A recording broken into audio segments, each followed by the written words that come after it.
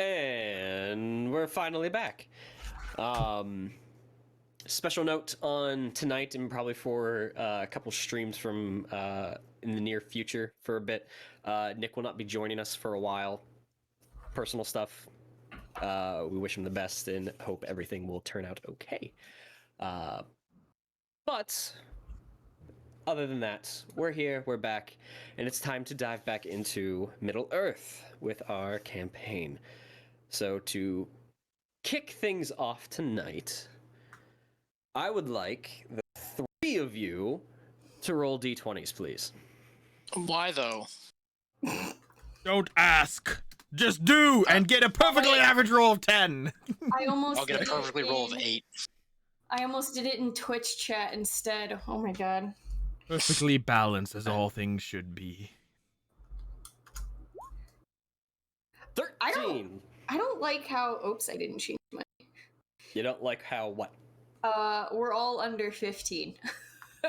Well, it's a great start. Maybe this is just me just trying to clear the fucking random number generator for you guys. Oh. No. Last night, Lindsay's rolls were fire. She got like 5 natural 20s. 2 of them in a row. Well, let's see if that carries through to Fig tonight. I wish, yeah. I rolled a 23 nat 20 on a deck save and then a 23 nat 20 on initiative roll. And I'm like, I needed this tomorrow. Well, now you're here, and you just rolled a 13. Lindsay, What? go ahead and give us a recap from last session. No. Oh. So, it's kind of been a while. Let's see. Yes, it has. Wynn chastised us for coming back when we shouldn't have at first. That might be a little earlier. We escaped 2 sessions ago. Yes, okay. So we managed to get right outside the city, and then we had a fun hell of a time getting past the 2 gates to get to where we kind of are now, outside of the city, and we bribed the guard, I think the second time. And I think, Malvhor, did you tell him a different name or something? Oh no, you told them a different city. You tried to tell them a different city that we're heading to, which I think was clever. And I still can't hunt for shit. And this is a horrible ass recap. And Ashlyn is with us, and she already said that she will have to leave the group when we get to Pelargir, and all 4 of us went, no, please don't go. And and now we're about to fight something. I don't remember what show. Oh no, wait, there's a cave troll. There is a cave troll. And yeah. They have a cave troll. What city did you leave from? Osgiliath. Where are you heading? Pelargir. Okay.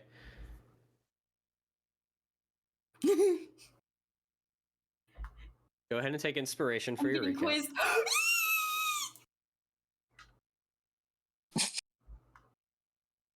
It's the little things. And see who rolled the lowest. Cirion? 8. 8. Cirion, to give both yourself and Malvhor inspiration, you need to answer one question. Wait, just real quick, why am I tethered to him? You guys are always tethered together. Okay, that works. This is how it works. This is a free form. It might change next week. I don't know. I'm getting You hear that, Kevin? You and I, we are tethered. An unbreakable bond. First Through it's fire Nathan and death. It's Mathan and Vidar. Now it's Malvhor and Cirion. I seriously don't know how me and Matt always become, like, I have no problem with it, but we think- always become, like, best friends no matter Honestly, what we do. I think it's just our personalities. They just mesh really well together. You 2 are literally the chaos crew. Like, To be fair, if Locke was here tonight, this would be for the remainder of the party. But there's True. only one other person, so True. here you go. Okay, trivia question. You guys left Osgiliath heading through Pelennor Fields. You went through 2 gates to get through Pelennor Fields that was part of a certain structure known as a wall. What is the name of that wall? what?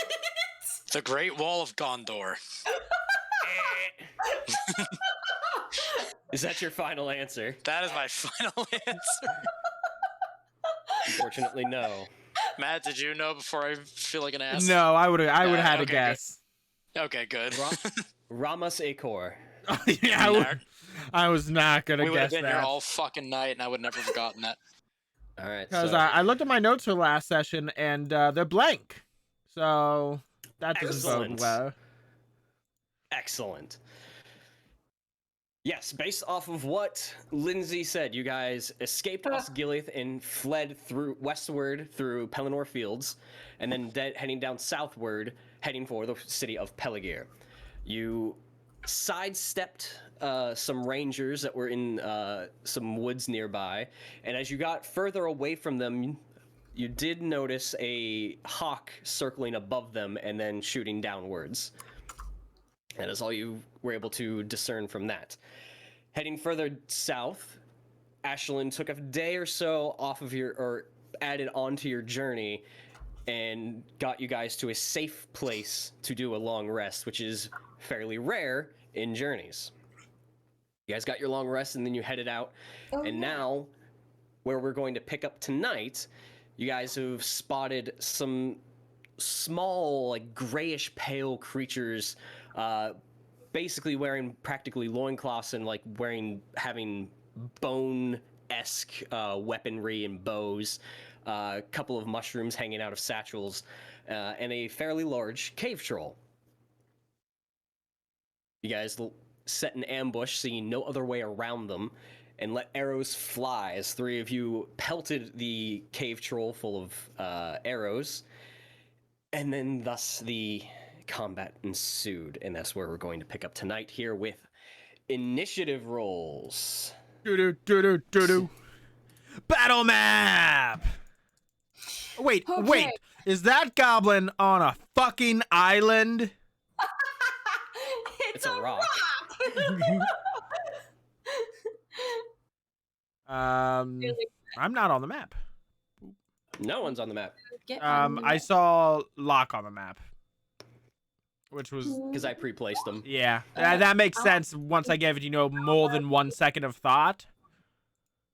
Right. I was waiting to like dash, so I'm probably like Roll right a there. 5. Let's go. All right, let's roll what I got here. Come on, nat 20, nat 20, nat 20. Fuck! Cirion with an 18. All right. I'm not gonna be way out there. I don't know where we are, but I assume we're just traveling somewhat in a group. Well, we were trying to. Oh, we did ambush. unleash a volley of arrows on them. Yes, yeah. So, and while you guys were doing that, I was waiting to rush in. So So I'll probably be like right there then. Or maybe I don't know. I'll leave myself where I was. All right. All good. Yeah. sure. All right, that will bring us to the top of the round. First up is as the arrows come flying out of the woods and hitting into the troll, who takes a step back and grabs one of the arrows and rips it out and lets loose a roar in your direction. All the other smaller creatures sort of look up and look over at what's going on, and they hunker down and snarl as they bring out their weapons to bear. This one's going to jump around to right about here. Look into the forest. Closest in range is going to be Fig, so he's going to make an attack at Fig. As he pulls out a short bow that is wrapped in like dark cloths and dirtied materials, and it almost looks like it was carved out of bone, perhaps. Can he wait till she gets mad? He cannot.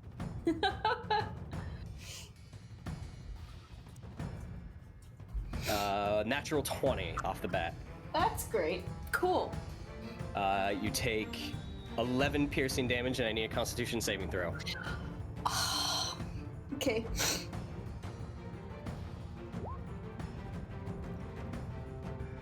(14) as the arrow comes flying through and just nicks past almost getting a decent cut right on the side of your neck, but not deep enough to sever any arteries.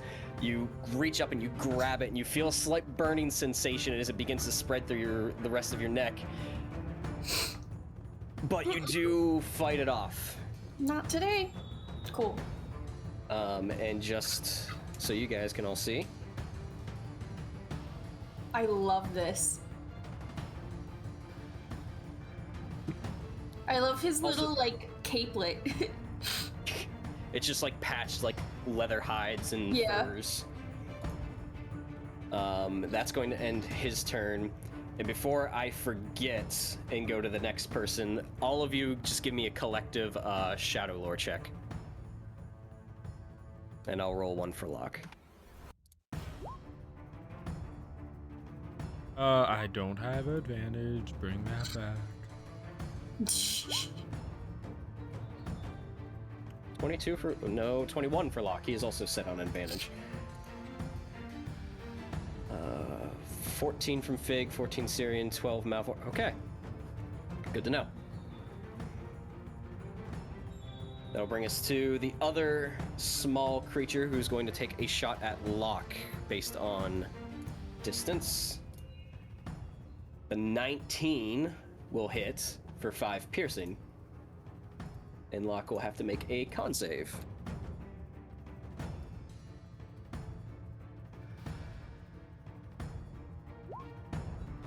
If an 8 does not succeed as he becomes poisoned.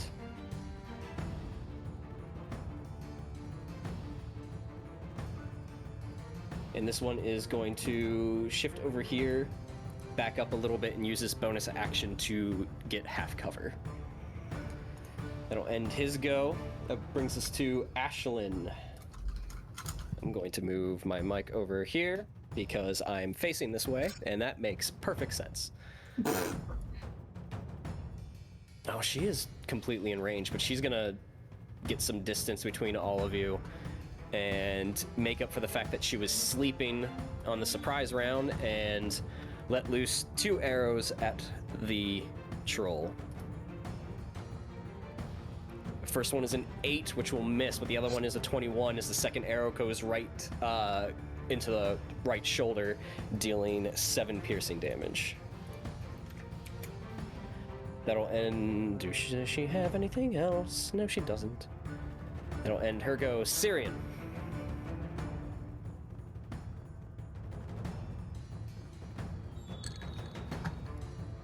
You're muted. You muted. Son of a bitch.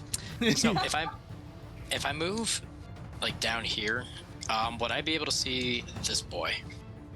Yeah, so that's a rock jutting out of the pond. He's on top. He's not really in cover. He's plain as day, even where you are right now. Oh, okay, cool. I'm gonna move down. A fish flopping at his feet. Folly! Yeah, I'm gonna move down a little bit, kind of like maneuver past Locke. I'm gonna take out my bow and I'm gonna shoot the boy on the rock. Go for it. It's not a boulder, it's a rock. I don't have that many arrows, so I gotta make the best of them while I got them. You take out an arrow and notch it. You pull it back as you move past Locke, and you let the arrow go, looking up towards this rock structure jutting out of the pond, and it flies through and actually pelts him in sort of the abdomen. Go ahead and roll damage. 16 will hit. Ooh, 10. Nice. And as I'll it take actually that. embeds itself into its abdomen and actually gets another additional bit of penetration, another inch or so into it, and he actually doubles back and almost falls off the rock. That looked like it really hurt. It was painful. And now guess whose turn it is? Yeah, he's gonna retaliate or something. Okay, I'm gonna stay here, and I don't think I have any other abilities. Hold on, let me check and make sure I don't have anything else in case I need to use it, 'cause I'm still getting used to this guy. Nope, I'm good. All right, that will bring us to the one in the middle of the pond as he gets hit and he sort of grabs his wound. And he actually pulls it out of himself and turns it around and notches it in his bow and fires it right back at you. That's fucking metal. Take it back! I mean, okay. Once I find his character sheet. There it is. Too many sheets. With a 14. Pizza. 14 as your arrow comes back at you with the blood of this creature still on it and finds a small opening in your armor and deals 9 piercing damage. Yeah. Almost You do not blow have to for make a blow. You do not have to make a con save because that was your arrow and not his. You know what? Next round, I'm gonna take the same arrow out. Like, I'll fucking do it again. And it's just gonna be a never-ending volley. There's the same arrow. That arrow is gonna. You guys are gonna get infected by each other with each other's blood on the arrow tip.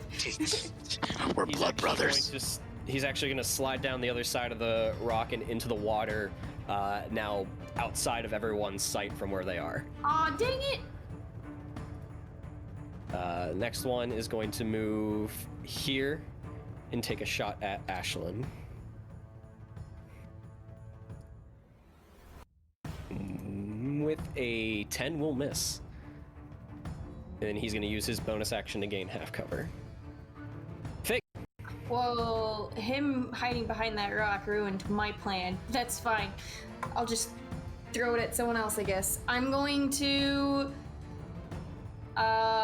just kind of not action dash, but narratively speaking, dash forward and with my golden hand axe in hand.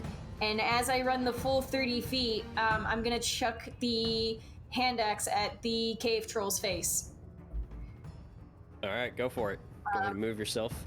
As you pull out your axe, as you just bear down to the ground, bear, and you control. And when you get in range, you rear back and let the axe fly. And do the thing! I clicked it. Oh, I clicked it in inventory. Hold on. And boop! Nice. An 18 as you throw the axe and it goes end over end. 18 will hit. Go ahead and roll damage. Heck yeah. Hell yeah. Oh! Whew. Nice. Whew. Oh, that's max damage! Too bad I wasn't in a fury. Yep, Maximum damage. Oh well.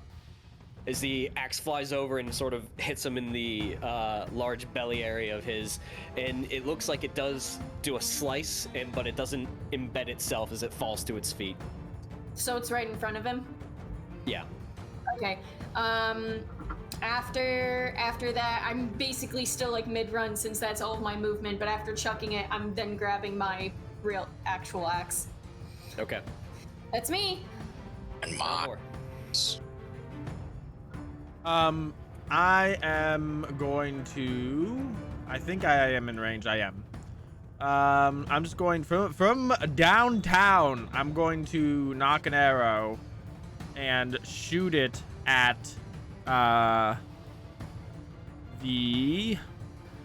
shoot it at the troll. Okay. And I'm gonna, let's just start with that.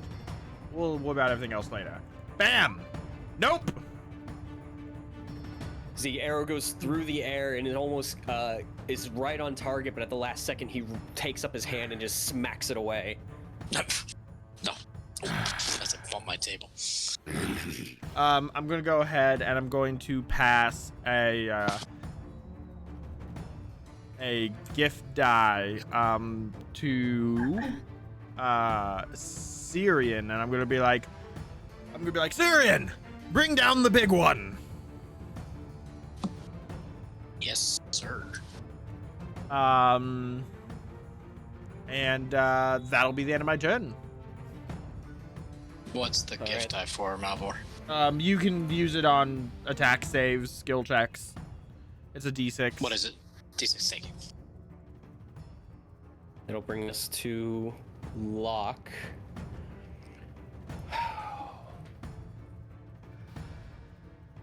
Locke's in a shitty situation.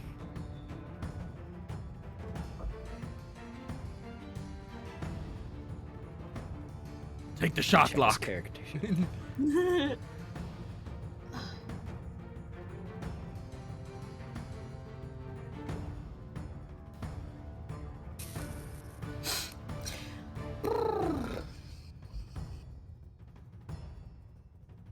Yeah, so you guys did discuss it, so I won't have him divert, but he's gonna go this way to get a better angle and knock an arrow and attack the troll at disadvantage from poison.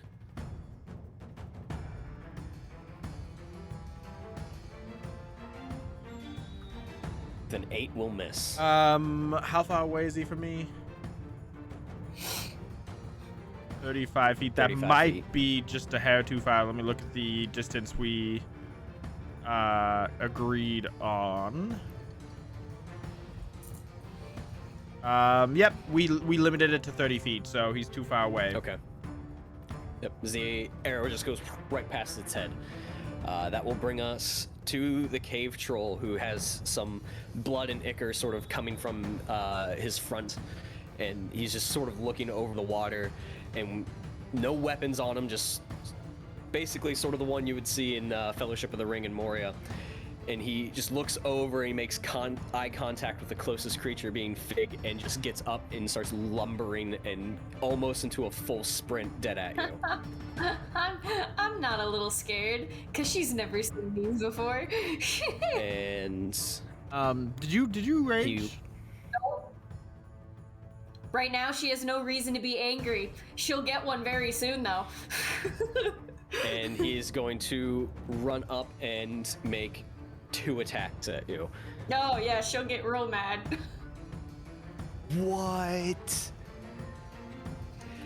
As he comes running up towards you and gets right probably about 2 feet from you and raises his hand and comes slamming down over top to try and just put you into the ground. And at the last second, you just sidestep and goes right next to you. And as you almost lose yourself from a bit of the shockwave, he reaches in and goes to take a bite out of your wrist, and you almost you just turn and spin away, missing both attacks. Slide to the left. Whee! Slide to the left again. Take it back now, y'all. 2 slashes this time. 10 and an 8. That's some shit. Next one's going to move here and take a shot at Ashlyn.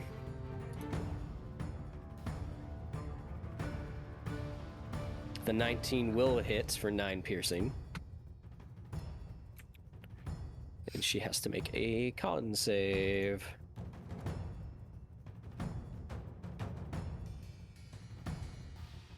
The 7 does not succeed, and she becomes poisoned. Oh no, this poison's gonna really hurt. He's going to backtrack about 10 feet and use his bonus action to get half cover. Brings us to the top of the round. Ding, ding. Come get some, boy. It's the range on their bows. Oh shit. Don't come get some, please. I just respectfully decline. Yep, that's in range. I said no! He's going to make an attack at Cirion with a 19. Whoops, oh, nope, hang Pussy on, boy. that's wrong character sheet. What did it naturally roll? 13. Where is... Oh, it's over here.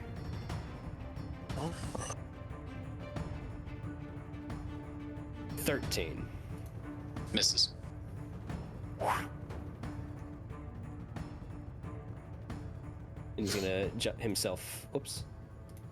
He's gonna move himself and sort of fall back this way. Homeboy. Which brings us to Ashlyn. Character sheet, please. Ashlyn, there you are.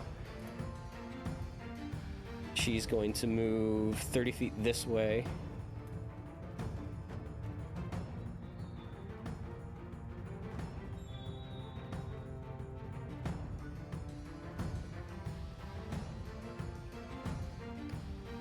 And then she's going to bonus action dash up to this one and stow her bow as she's running and bring out her hunting knife and make 2 attacks. First one is a 17 at disadvantage, and the following one is a 13. The 17 will hit, but only for 4 piercing. Runs up and shanks and runs away. That will end her turn. Cirion. Okay. What do I want to do? Do I want to attack the troll or the little bitchy archers? Decisions. I feel like the troll takes a little bit more priority right now, but the archers have poison. So I'm going to move down.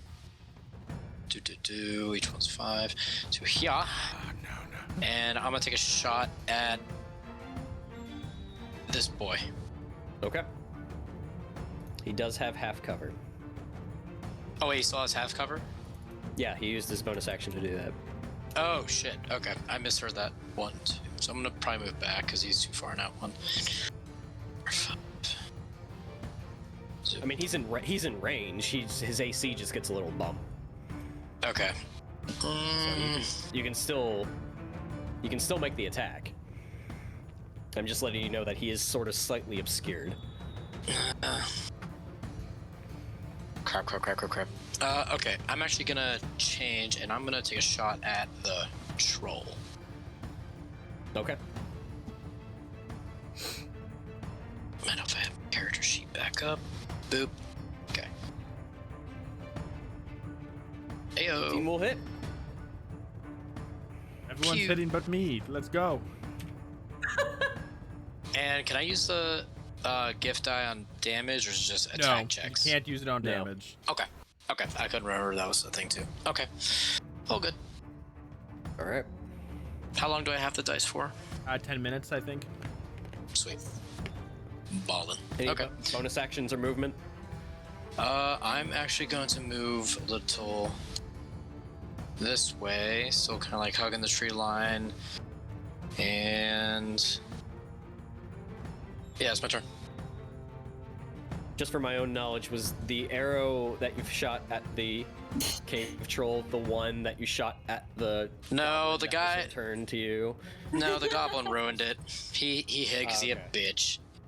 So- I'm so- I'm are you saving holding it for on to him. That arrow, that I'm arrow? holding on to that arrow. Yes. Okay. I just my own knowledge. I wanted to know where that arrow was. Only for that goblin. Yeah, so I'm just gonna rip it out or wherever it hit me, just take it out, put it in my quiver, or first point it in the direction of the goblin, just like let him know subtly it's for him, or whatever that fucking thing is. I'm gonna put it back in my quiver and run at the troll and do my attacks, and here we are. All right. Brings us to his turn, coincidentally. And the water, for their size, comes up to like his chest, so he's trudging through and uses 10 feet of his movement just to sort of get around and get an angle on Fig, and is going to make an attack. With a 16. Nope. Nope. Goody. Damn. He's gonna get a little annoyed. And 5, 10, 20, 25, 30. And he's gonna move right there. As he slowly gets out of the water in a bit of a panic. Oh my god. That brings us to this one who's gonna come out of his cover. What's their movement speed? Oh. What is that one? Oh! And move there. The map, Use all of his movement to get there. the map is a And little pull out bigger. his dagger. And attack Ashlyn. Y'all, if Ashlyn dies... No, With I it. will quit the game. You can't quit and reload. There was no quick save. What? I'll quick save right now. What's up? With an 11 we'll miss. That'll end his That gives go. me an idea Fig. for a class. The autosave class. The sands of time class. Exactly. Ooh. Don't tease me like that. We'll talk, Kevin. We'll talk. Fig. Me. Oh, my turn.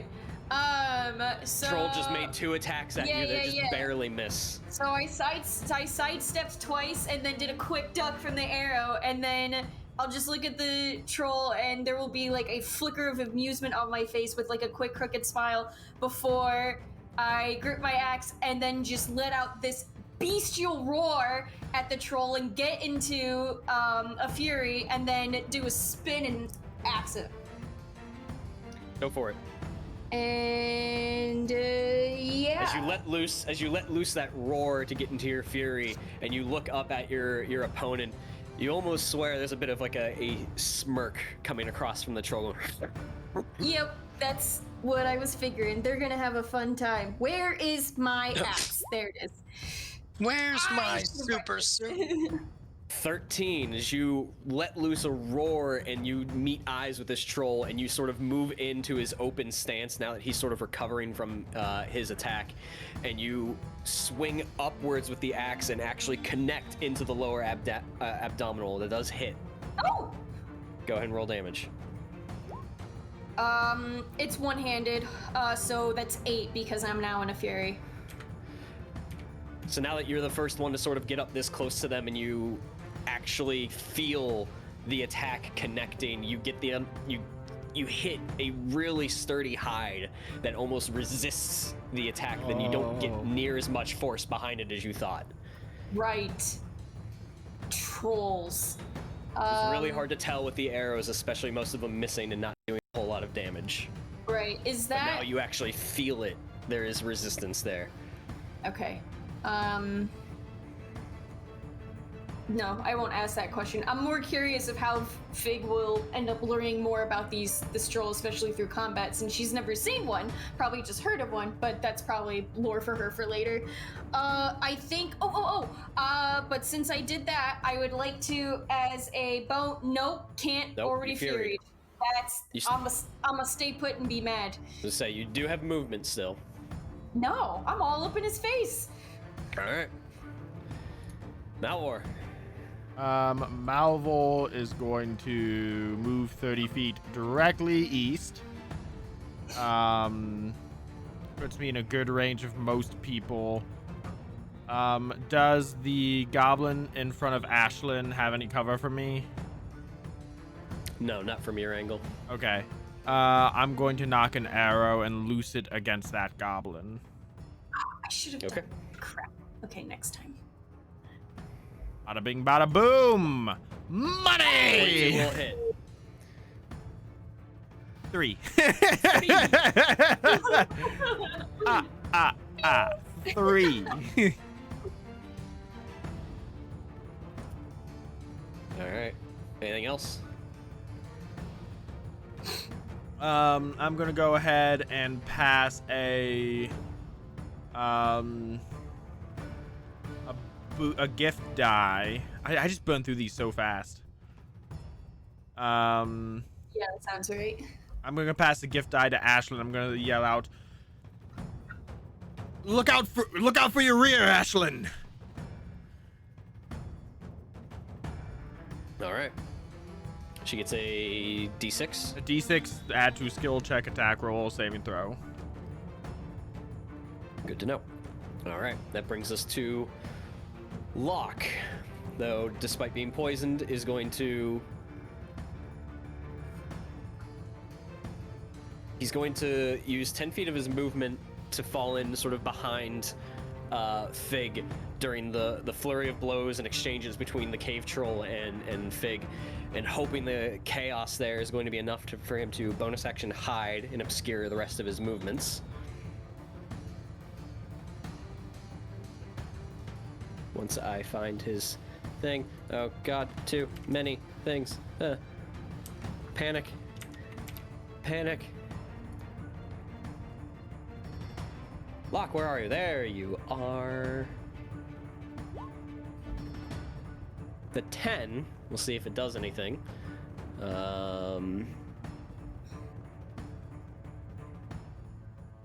Okay. He will continue on the rest of his movement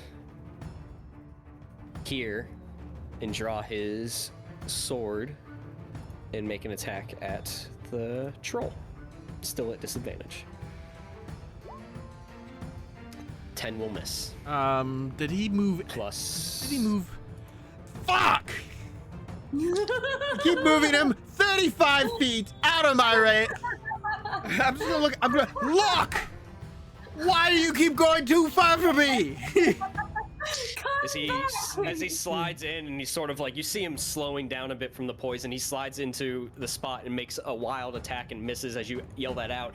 And he ducks real low as the cave troll sort of swings back. And he looks back and he's like, it's a dynamic battlefield, Malvhor. Try to keep up.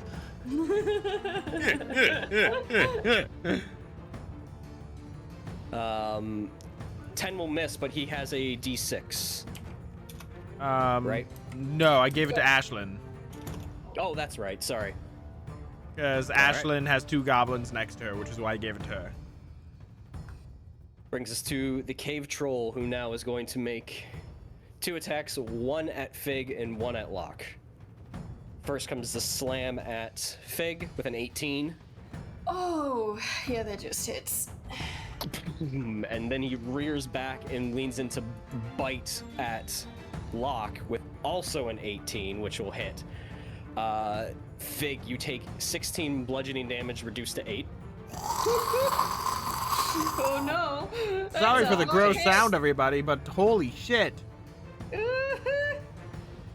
And Locke takes 7 slashing. How would I look As after the- 16?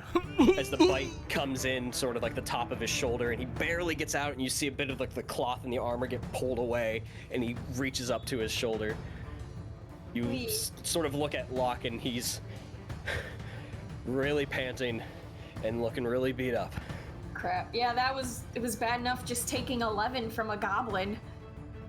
That was his nat 20. Yeah, he opened the round with a natural 20. Still but that- still did a chunk. That will bring us to the top of the round. The one in front of Ashlyn, who is going to just pull out his knife with a 17, will hit, and she will take 4 piercing damage. And then he's going to sort of look around and see his situation and start backtracking a bit. Ashlyn will get an attack of opportunity. Kill him. With her hunting knife, but is poisoned, so she will have disadvantage, but does have the d6 if she chooses to use it. A 9.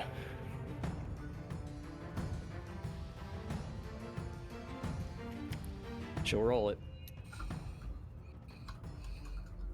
And will miss. Oh no. Ashlyn, no. That will bring us to the one in the far south, who's now like in a different zip code. And actually, Cirion is still in range, so he's gonna notch an arrow.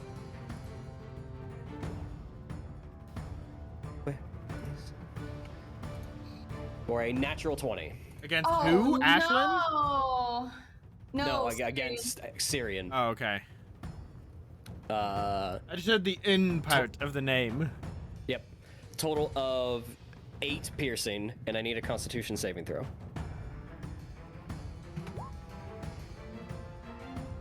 You could As a s- use the gift die if you think that's a failure, but if you're confident in that, don't use it.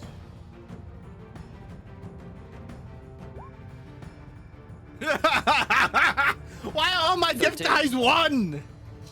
Also, I think you're muted, Kevin. Sorry. You see, Friend. you see and hear Ashlyn and Cirion finish their attacks and look over towards Malvhor. Your gifts suck. I want a gift receipt. Do a gift card next time. 13 total. As for a while, the southern area of this fight has been a little silent, and Cirion, you've shifted your focus back to the cave troll, and you just hear a faint whistle etch over or arc over the pond, and you get nicked in the back of the thigh, and your leg sort of buckles just ever so slightly from the attack, and it rips open up a piece of your pant leg, and you feel the burn from the wound, and it begins to spread. And you hear as your heart pumps the blood and it begins to spread further and further. You feel that and you bear down and you reach back at the wound and you just sort of literally rub some dirt in it and you fight off the poison. 13 barely succeeds. Oh! Ooh, thanks for that reminder, Matt. I didn't know if the save checks counted too. Holy shit. Oh, my heart. But he's gonna move 5 feet to his right into like right behind a tree trunk and use his bonus action and get additional cover. That will end his go. Ashlyn is going to turn around and make 2 attacks at the creature behind her at disadvantage with a 14 and a 17, both of which will hit.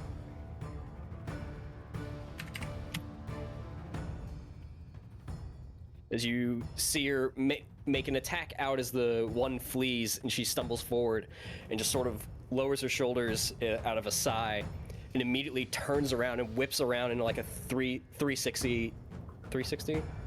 So she ends. She ends where she begins. She whips around twice to face him and actually does 2 quick cuts right across the chest. And for the first casualty in this fight, that one falls. Hey! I like that. The one at the edge of the lake has like 1 hit point. I know it. Just gotta kiss it. Cirion. Okay. How far do I have to go? Do. I'm gonna be that toxic raid healer. If you go out of my range to help you. It's funny because I do that when playing MMOs. If people get too far, they're like, healer! And I'm like, Do what you want. Don't let me influence you out of game. Do what you want. No, I know. I'm just trying to think. Okay. I'm actually gonna move. Actually, believe it or not, a little closer to Malvhor. Be like, hey, girl. Hey. Do I have a clear line of sight at this guy down here? I'd say yes. I'm gonna take out my bow and I'm gonna pop some shots. All right. Shot. Which arrow do you pull? That's not the boy. So, oh wait, no. That is the boy. Yeah, no, that's him. That's him. I'm taking that arrow out, bitches. Okay. We're going with a vengeance. You take an arrow out that has both your blood and his blood on it. oh my god. You see the shaft of the arrow is starting to get a little warpy. It might not be long for this world. There's a chance it might not even leave the bowstring, but let's see what happens. Rolled my 15. 15. As you let it go and you see it, the wind sort of takes it a bit and it almost steadies out at the very last minute. 15 will hit as he's sort of running away and it just nails him in the back of the shoulder blades and you see him spasm backwards as he takes steps forward. Go ahead and roll damage. Okay. 6 piercing as he takes steps forward and keeps running and then trips over a rock and tumbles and falls and slides to a stop. Hey! Second blood. With the same arrow, motherfucker. That was a very poetic kill, if I may say so. If this was an action RPG video game, you just unlocked an achievement. Okay. Okay, The and with that, achievement's a bullet with your name on it. I'm gonna use my bonus action to second wind and heal myself. All right. Cause I'm a little hurt. Yeah, I think That we all boy are. dead. That boy dead. Figs. Yay! So 12. last what happened? Oh, I got smacked. Yeah. Yeah, I got smacked. That hurt. And so I'm just gonna grit my teeth and growl and do a big heavy slash again with my axe. And I'm gonna do it recklessly this time. All right, go ahead and roll with advantage. Cause I'm at half health. Ha ha ha ha. Whew. 18 will hit. Okay. Okay. 8. 8 total. And then I would like to, with that, use my violent display feature to have him make up to 3 creatures. Right. Is there anyone else within 60 feet of me? No, it's probably just the troll. That one's dead. That one's dead. Oh, that guy. The one fleeing Ashlyn is within 60 feet. All right, I'll do the troll and the guy fleeing. Then they need to make a wisdom saving throw. Wisdom saves for a troll. What sort of wisdom stat do you think they have? Hopefully a really low one. What's the DC? I'm trying to remember that because I always forget. 12. 12. Yes. And what happens on a failure? Oh! Creatures have disadvantage on their attacks against any creature that isn't me. Fig bear. Fig bear. Gotcha. Yes. So as you recover from the slam attack, and there's just like a flat palm imprinted in the earth, you actually grab the forearm and hoist yourself up to like the bicep and right onto the shoulder, and you roar in its ear as you bring up the axe and just slam it down into the side of the shoulder. And that roar as the creature is fleeing looks over his shoulder and sees this happening, and you just see his eyes grow. Anyone who's nearby him would see his eyes grow wide as he stumbles backwards a little bit and just sort of hastens his retreat. And then the troll reaches up and grabs you and puts you, like, throws you back down to the ground, but you land on your feet. Before you sort of he do a tuck and roll. Before what? Before he throws me down, can I use my bonus to offhand shield bash his face? Go for it. Yeah. So as I'm stringing down by the axe, I just want to go poof. Yeah, go ahead and roll attack. Playing a game of whack fuck here. Whack. 16 will hit. So as you climb up his shoulder and you... Really? 8? Holy That's max. So that's 10 again because of Neferi. Holy Damn. shit! Well, that's So as you... that's the wrong one. That's the wrong one. Okay, I was like, there's no fucking That's way. the wrong one. 16 will still hit. I'm taking the roll. Just roll damage for that one. 3. Have a 5. Okay. Okay, 5. I was like, wait a second. I'm gonna have to revisit something. Okay, now he can throw So- me down. So, addendum. As you climb up his shoulder and you drive the axe into like sort of like the clavicle area, and he goes to reach up and grab you, you quickly take out your shield and just sort of do like an uppercut bash to the chin, and he flings backwards and sort of stumbles a bit, and that's enough for you to just jump down and regain your footing. Oh. That he's not actually able to throw you. That was a total of 5 Yes. for that one. Okay, Then she and they are, mutters under her breath, I can do this all day.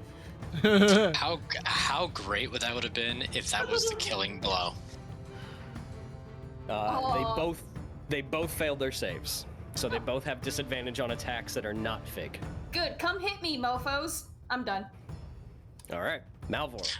I want Lindsay to get an I MMA am fight going now. to... It'd be the shortest little thing ever. Come hit me, mofo. Whack, whack, whack.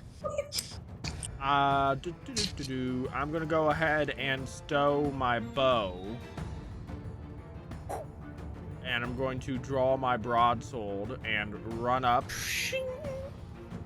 to the troll. And I'm going to make a swing against the troll with my Let me broadsword. see that sword swing. Go for it. Don't break your sword. This is what happened to Thea, and you're also a warden. Doomed to fail. I just got nostalgia. 21 will hit. Well, if that were to happen, that means he has to kill the troll then. I know. So he's allowed to kill something. 4 reduced to 2. I'm helping! And that's the end of my turn. Malvhor here looking to pad his assists stat. just like does that, turns over to Locke and Fig going, eh? Locke's gonna make his attack. A 14 finally will hit for 7, reduced to. There we go. He's actually gonna move to the other side of him and bonus action stealth, hoping to just sort of disappear from sight. Actually, no. He's not gonna do that. He's gonna bonus action disengage and step down over here. Cave Troll with just blood pouring from like the left side of him, and you see him breathing a little bit heavier, and he looks around, and now he's really eyed you, Fig, but he is going to make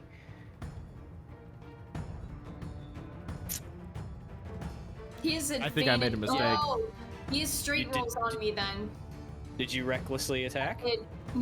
But he only has disadvantage on anyone that's not you. Oh yeah, so he has advantage on me. Yeah, so he's gonna put both attacks into you.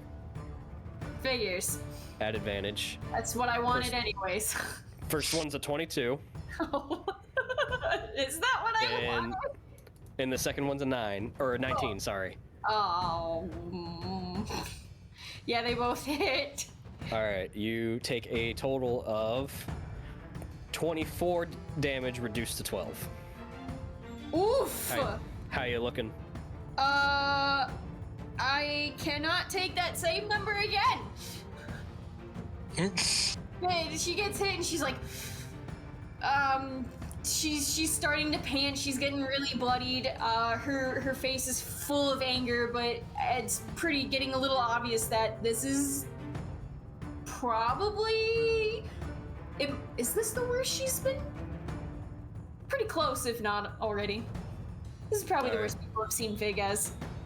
That will bring us to this Gobby boy, who is going to continue his run off the map as he's sort of fleeing after that attack that he sort of went wide-eyed with, and you see him sort of look over to his shoulder towards the one on the other side of the battlefield, and you just hear some guttural sounds in a language you don't understand.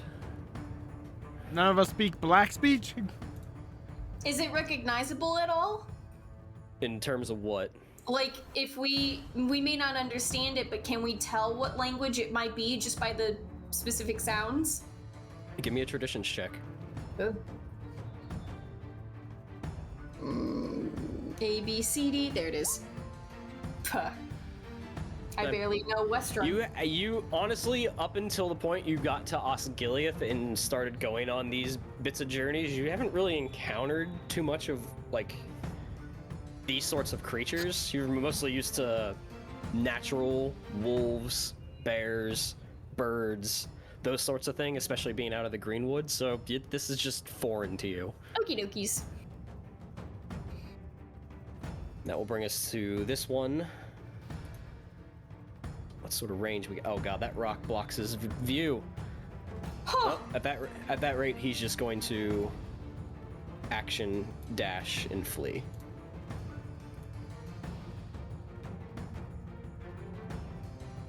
Brings us to Ashlyn, who's going to take her bow out and at disadvantage attack the troll. First one is an 8, which will miss, and the other one is a 16, which will hit, but will take 4 piercing reduced to 2. She rolled shit. Actually, that was minimum damage. Cirion. Minimum damage. That's not a lot of damage.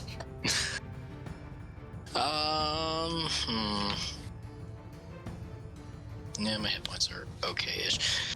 Alright, I'm gonna run up to the troll. Yeah. And I'm gonna whip out my sword and hopefully do something. Okay. I mean, do y'all have a better idea? No. For whatever reason, it was me this time that took it the wrong way. Haha. You're Four, influencing me, Kevin. 14 will hit. Go ahead and roll damage. This is two-handed, by the way. Just wanna. I always forget to point that out there. Oh, never mind. I want it to be one-handed. All right. And then I'm gonna use my action surge. And I'll fucking do it again. I hope. Go for Please, it. please. Please, no. Please hit. Hey, oh, Hey! damn, that was almost a nat 20. 25 will hit on a natural 18. 10 reduced to 5.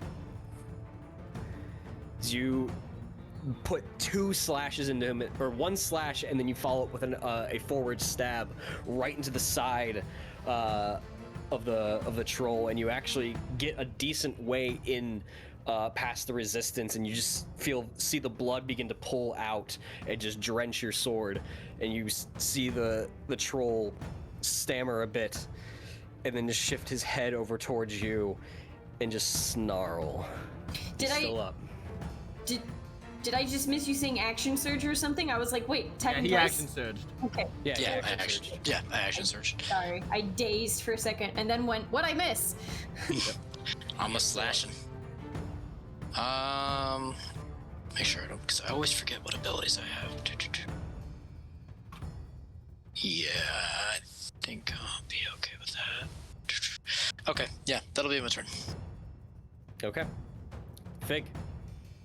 Help Troll staring at Cirion. me. He's staring at Cirion after those 2 attacks. Okay, I don't like that, so I'm going to. Me neither. So I'm going to do like another. I guess I kind of envision almost like. I'm gonna roar at him again, but since I'm all bloodied and whatnot, I also imagine like spitting blood right at him too to get his attention at the same time. Okay. And I'm going to attack recklessly to just, I don't know, see if I can get him down. I want to go, well, that's enough narration. Okay, go ahead and roll attack. I've been writing again, so now it's like everything is long-winded with me. 20 will hit. Go ahead and roll damage. Oh, 10. How do you bring down this troll? What? How do you Okay. bring down this troll? I mean, we hit it a lot. Nice. We focused him. So she does this slash to, so I'm gonna do, oh, my headphones! I'm gonna, oh, my headphone. I unplugged my hand hit the wire and unplugged him. So I'm going to do a big arcing slash across him, starting like up here to do that attack. And then once I see him about to go down, I'm just going to leap and do it two-handed and do it again and just cleave in half, or at least slice him open, diagonally Okay. across. All right. As you go through the your form of attacks, and you scamper up to him, and you just make 2 cleaves right down him, and you just see the hide just sort of open up, and the blood begin to pour out as he stammers over, and takes 2 steps forward at the 3 of you, and begins to lean forward as the 3 of you begin to scramble backwards and get out of the way, and falls to the ground.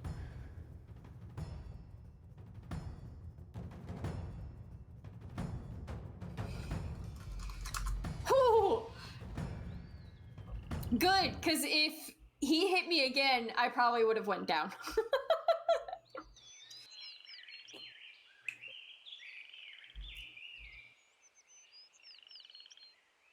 Oh, well. You two look a little worse for wear. I've been better. I'm gonna just try to wipe blood off my face. You missed a spot here. Hmm? Don't worry about it. Oh.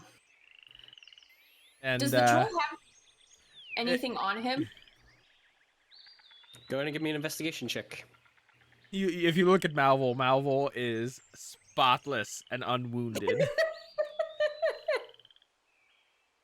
That reckless attack and the violent display really saved you from an attack. I know. I was like, Otherwise, he was going to. I was like, why did I run up to melee with a troll as support?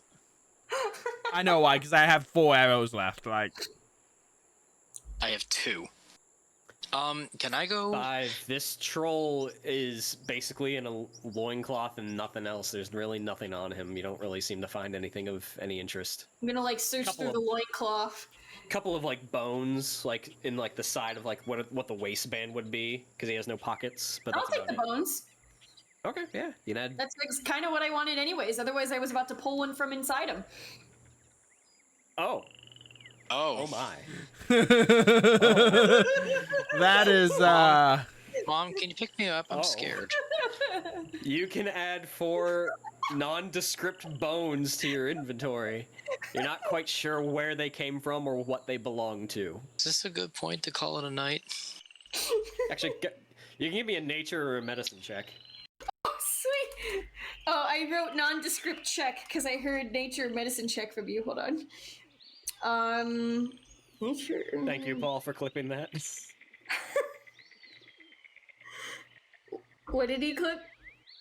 I'm assuming you going, oh good, otherwise I was going to take a bone from inside of him. Oh. Yeah, nondescript bones. You're not sure what they belong to. Ah. Earnings for fighting down a great beast. Would you like one? There's enough for all of us. no, I'm good, thank you. Oh. Okay. I'm gonna put Oh, okay. I'm gonna put 3 of them in my pouch and take the one where and put it where the feather that I gave Win used to be. So now in her hair, right under her ear, is a feather and a bone. I don't know if I'm having fun anymore. I'm having a blast. Oh, I'm on a blast too. I'm just being a drama queen.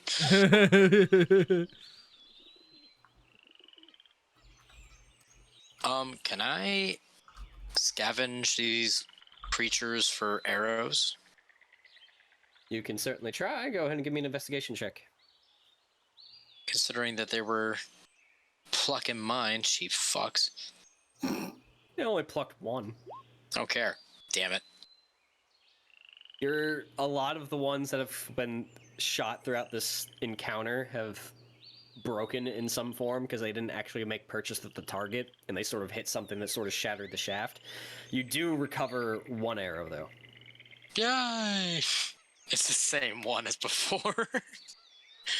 You recover the one out of the back of the one that you shot, and the shaft is beginning to splinter, and the fletching itself is almost gone. You're more likely take it as a trophy more than anything. I'm gonna display this in my house if I ever get one. I just watched If I the had clip, one. it made me smile.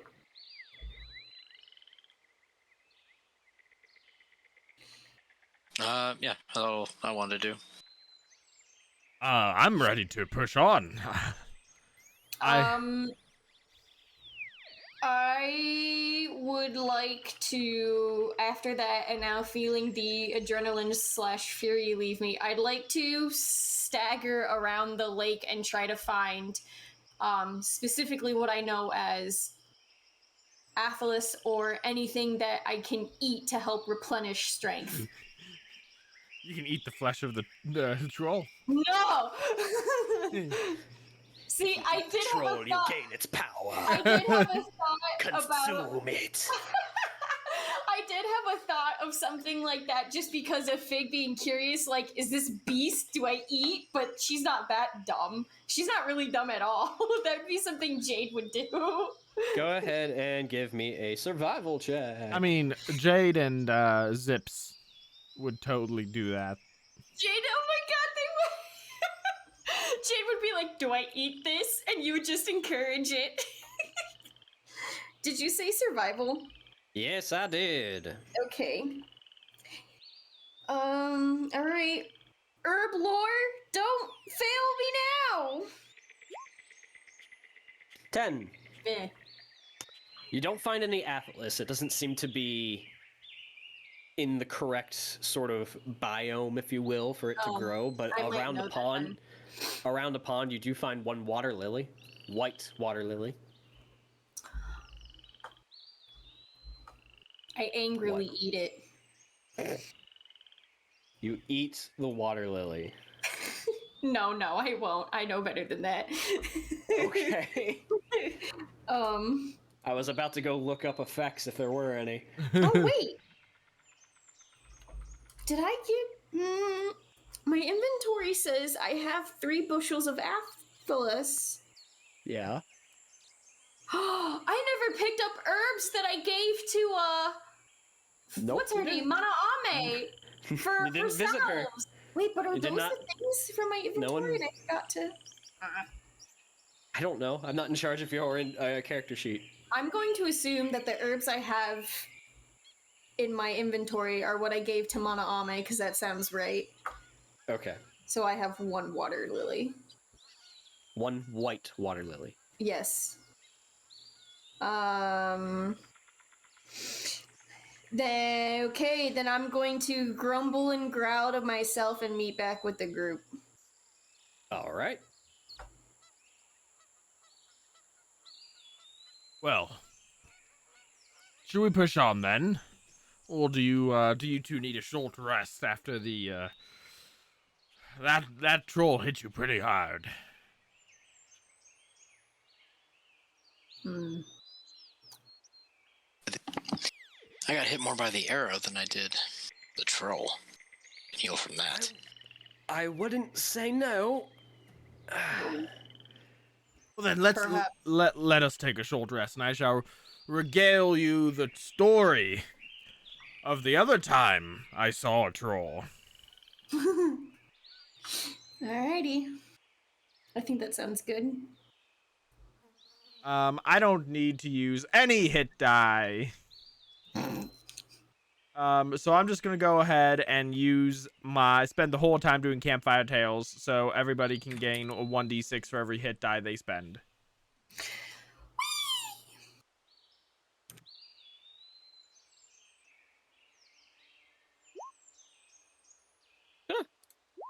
Locke.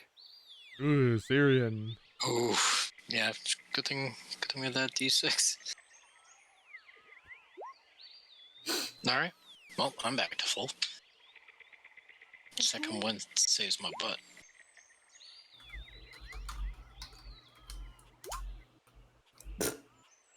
You also get 6. second wind back on a short rest. Huh? You also get second wind back on a short I rest, know. which is nice. That and action surge, which is a plus. And then... is this gonna be enough? Probably not. Oh! Wait, did... Actually? Oh, What? okay. For a second, I thought everyone rolled a 6 on their d6, but Cirion rolled a 4. You're gonna be like, wait, did you rig this? You're gonna be like, wait, something Fig rolled seems a off here. Oh, no, that was our hit. Oh, yeah. Fig rolled a 6 twice, and Locke times. rolled a 6. No, what? Specifically on the d6, not your gotcha. hit dice. Okay. Okay. You I'm guys... gonna, in the meantime, clean off as much of the blood as I can. Okay. There's a water source right next to you. Oh, I take a bath. So in the course of 30 minutes, Infected wounds. Fig dips into the pond and sort of cleans her wounds as best she can and sort of just gets all of that ick out. You listen to the tale told by Malvhor of a particular event in his life about encountering a troll such as the one you just slew. And you all just sort of rest, take 30 minutes, and get a breather before pressing on for Pelargir. Anything else anyone wishes to do? Nah, I'm good to go. We're all All set. right. You all set off, following Locke's lead, with the route he had set forth at your departure from Ashland's hideaway, if you will. Several more days of travel heading towards the city of Pelargir. And it's a fairly easy trek from this point on. It's mostly rolling grass plains and far wide-strung pastures. You see wild horses roaming in the far distance, and just clear skies for a good long while. It's sort of refreshing, and you can feel the cool breeze coming up from the southwest as you get closer and closer to the oceans. You do, however, see in the distance, not too far, as you edge out near the time you expect your trek to be coming to an end, and as the sun sets and night falls, you see in the far distance a white, stone-walled settlement that sits just nestled on the river Anduin, and you can make out faint orange, yellow torchlights lining the walls around gates in particular, and you can just hear the rushing of the river that feeds out into the Belfast Bay. You've arrived in Pelargir, Oh, gee. and let me change let me change it to the grasslands real quick for funsies, and then let me have the guide roll their arrival check. Come on, Locke.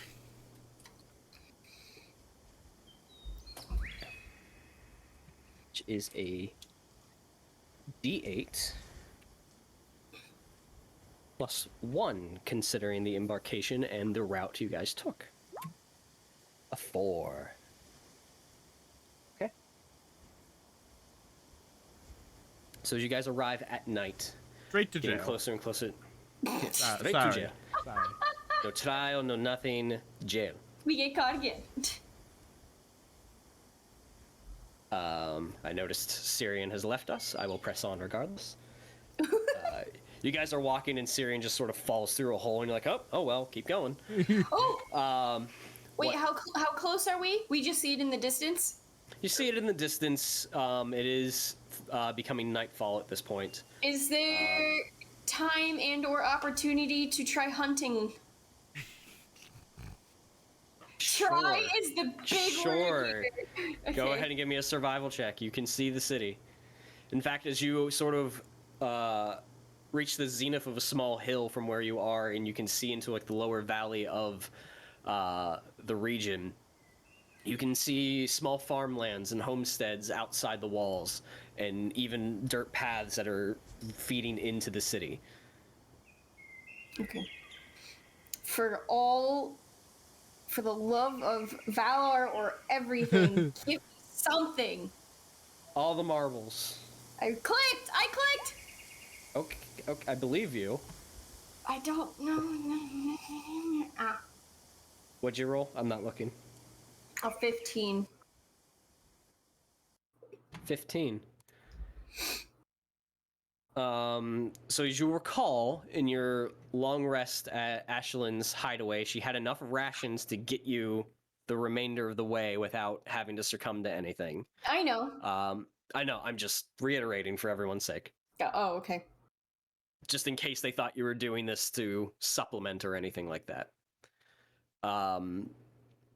You do in sort of like the twilight of dusk, just before night hits, and you're still in some wooded areas. You do find a couple of squirrels that you're able to get with a quick and strong stone throw into the side of the head. Fairly accurate, fairly painful, but you do not get two of the squirrels. That was a surprising detail that the squirrels experienced great pain before they died. It's the little things I like to add in. Oh, my heart. but you do succeed in your hunt. Yay! Feel good about yourself now. Think about their squirrel families. You don't need a hunter if you're all fucking vegan. Oh my gosh. Okay, that's the end of that rabbit hole. Let's come back out from that rabbit hole. Oh my god. I want that sound bited. I have some people I need to play that for.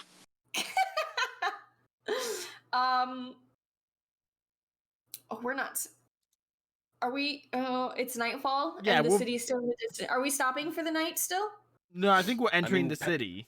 Because we It's roll. up to you guys. we rolled the night is arrival falling. check. You can see Pelargir. I'm just gonna So if enter you the stop, city. that's up to you. Maybe I. I'm trying to think of a way to preserve the squirrels as rations without stopping now because I didn't think about that. They're just treats. They're just little treats you got at the end of the trip. Okay, I will say you did this during the short rest then. Oh, sure. Okay. If it's gonna be, if that's what's the hang up is A here. little bit. Okay. Okay. Squirrel jokey. Yes.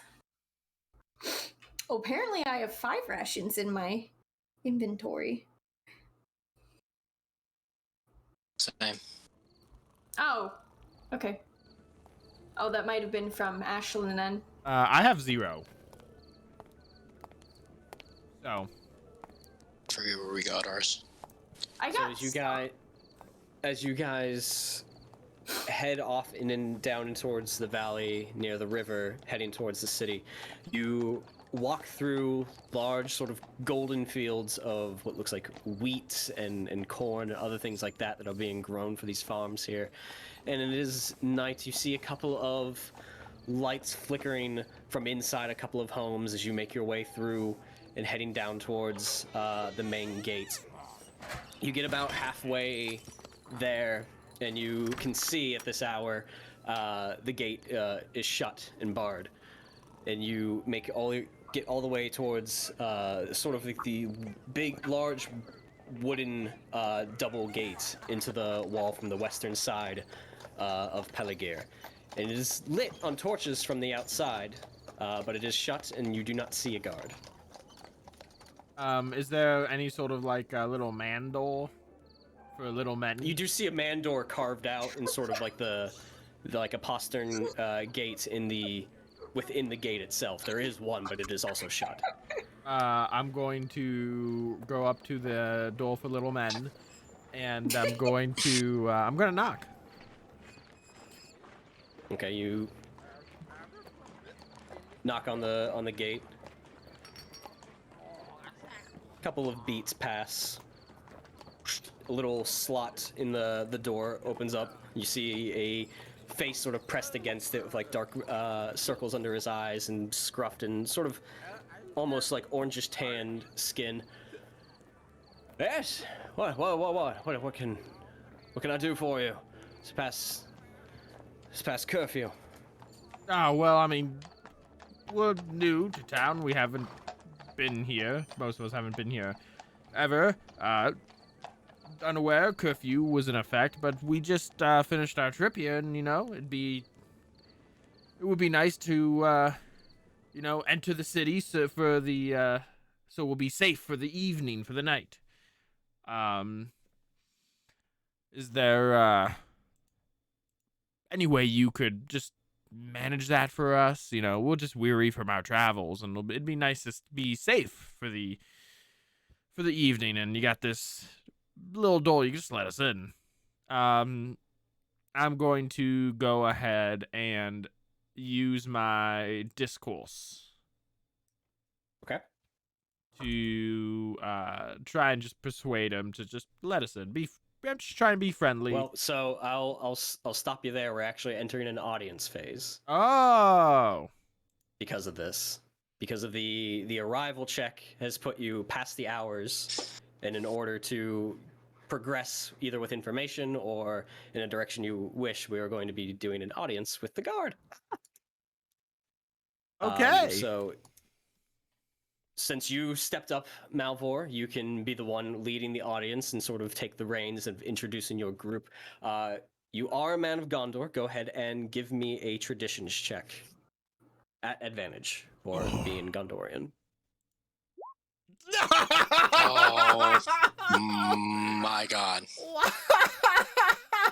Every time I play this fucking game.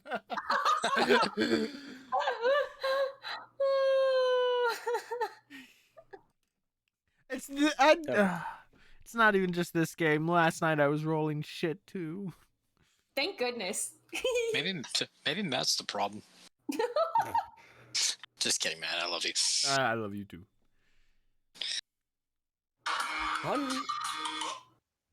Whoops. I was like, what was that? Something went off in my phone and I was like, where are you? Understandable. I realize you want to just be safe, but you must understand that it is my duty to keep this city safe, and curfew must be enforced. So now tell me, you travel with an interesting company, as he sort of like shifts, and the slot in the door is probably about that big, so he has to like move and sort of get a clear view of everyone every now and again. Where are you coming from? We come from Osgiliath. The city Osgiliath. isn't quite what it used to be. People leaving, finding their fortunes elsewhere, and it was about time for us to do the same. Yes, I've heard Osgiliath's definitely gone down since Kinstrife. But A very what can we do? unfortunate series of events. Unfortunate indeed. At this point, I'll allow you to use your discourse. Okay, because I'm gonna need it. I feel like with my rolls, that lets me make a charisma based skill check, so persuasion, performance, deception, something like that, wherever the context is, with advantage, and they must attempt a wisdom saving throw, and if I beat them, they are friends with me. If they beat me, no effect. Okay. So persuasion then? Yep, you can choose to use it here or later in the conversation, but if you would like to, you can use it here, and we will treat it on how the rest of the conversation progresses. Okay, yeah, because I don't know how this audience encounter is gonna work, so I'll go ahead and roll that then. 28. 28. That's what I'm talking about. There you go. The Natural king 19. has returned. Yes, well, yeah. I don't think there's any way he can beat a 28. He looks you all over. And what brings you to Pelargir, especially at this hour? Well, friend, we can't control the hour we arrive. Time passes. It's a long journey from Osgiliath to Pelargir, but I like look back at my group and then I lean in and I kind of like lower my voice and it's like, you see, I told you we're looking to make our fortunes in someplace new, and the reason I came back to Pelargir is because I have a woman friend here that I haven't seen in quite some time, and it'd be nice to reconnect with her, if you understand. But I'm trying not to broadcast that because it's a little personal. I see. An old do you flame, know if you will. Do you know where in Pelargir you're headed then? I remember who you were seeking. I remember where she lived. I'm looking for her name is Goldwyn. You see him cock his head through the door and narrow his eyes, and then he sort of looks up, moving his eyes like he's thinking, Goldwyn.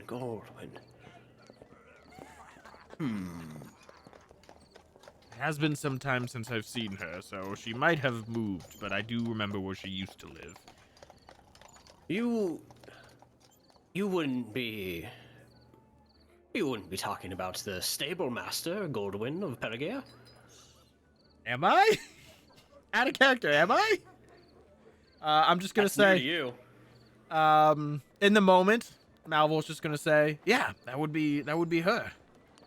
Yeah, go ahead and give me a deception check, because that is news to you, so you're just sort of rolling with it. Okay.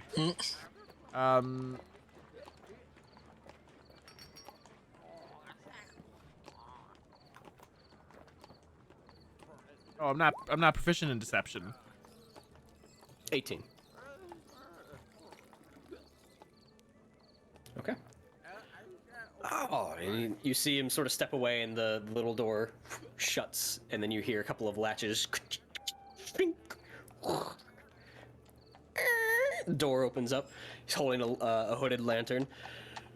Oh well, the stables themselves are not too far from here, but if I remember correctly, Lady Goldwyn actually resides outside the walls in one of the farmsteads of the pastures. Is this news to me? When I was here last, did she live within the city? When you were here last time you saw her, yeah, she was in a small little hovel inside the city. This is new. Oh, okay. So this might not be the same Goldwyn, but what are the chances? Two women named Goldwyn in one town, in one city? Impossible. Impossible. Impossible. It's like John Smith. He can't have it. Oh, so, but do you think she would appreciate me just showing up in the middle of the night? I mean, that feels like... It feels a little, uncouth, if you will. Perhaps. Is she expecting you? No, unfortunately I was unable to send a letter ahead of my arrival. I see. Well, I mean, if you're on good terms with her, she's a kind soul. Oh, Very indeed, kind. she really is.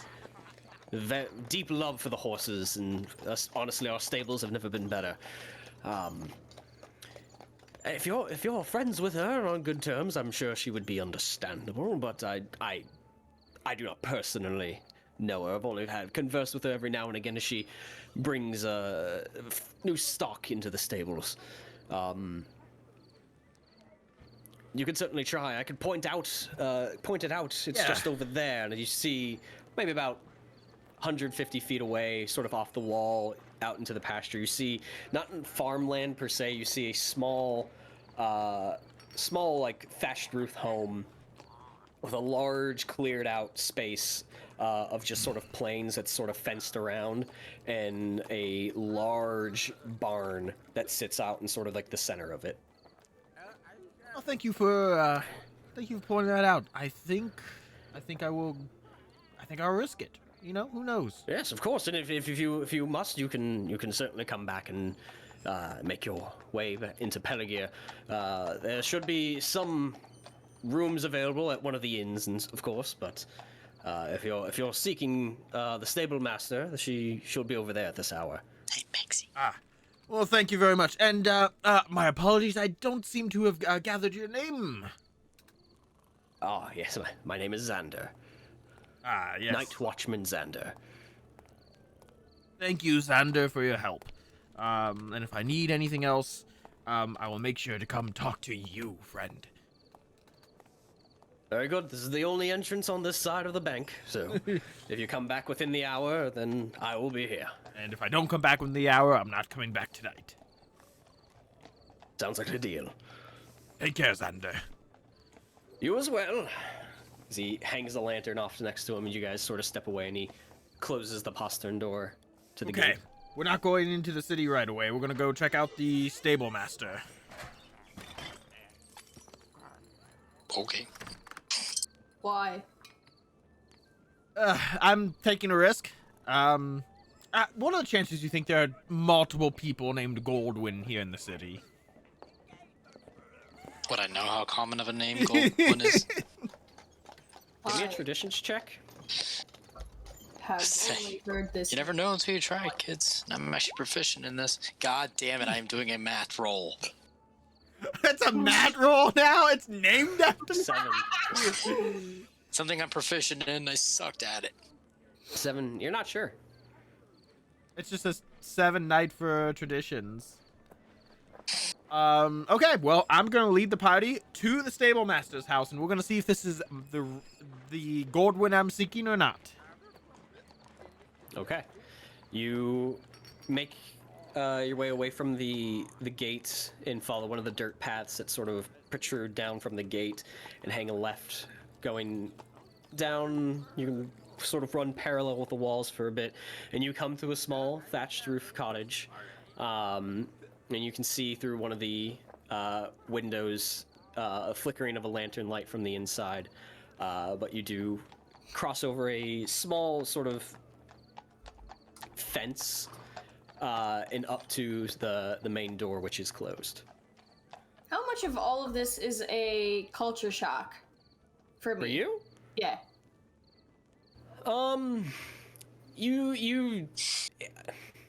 You saw a lot of similar stuff cutting through Pelennor. Right. But you may have been like mentally preoccupied at that time. So it's interesting to see farmland, to see so far what you can gather civilization sort of put together, because Osgiliath was a shit show. And for a while, Osgiliath was all you had to sort of go off of, like, this is how the world of men operates in Middle-earth. Before that, you had the elves of the Greenwood, which seems... That's a fun comparison. Yeah, so you're sort of going through some things, like now you might actually be wondering if these are even the same type of people from Osgiliath. Are these a whole new lineage of individuals? Is it a new species entirely? You're not quite sure. You haven't been here long enough. Okay, so as they're all walking, then I'm gonna be a few paces behind, trailing, because I'm slowly just looking around and taking it all in. Okay. But you walk up to the door.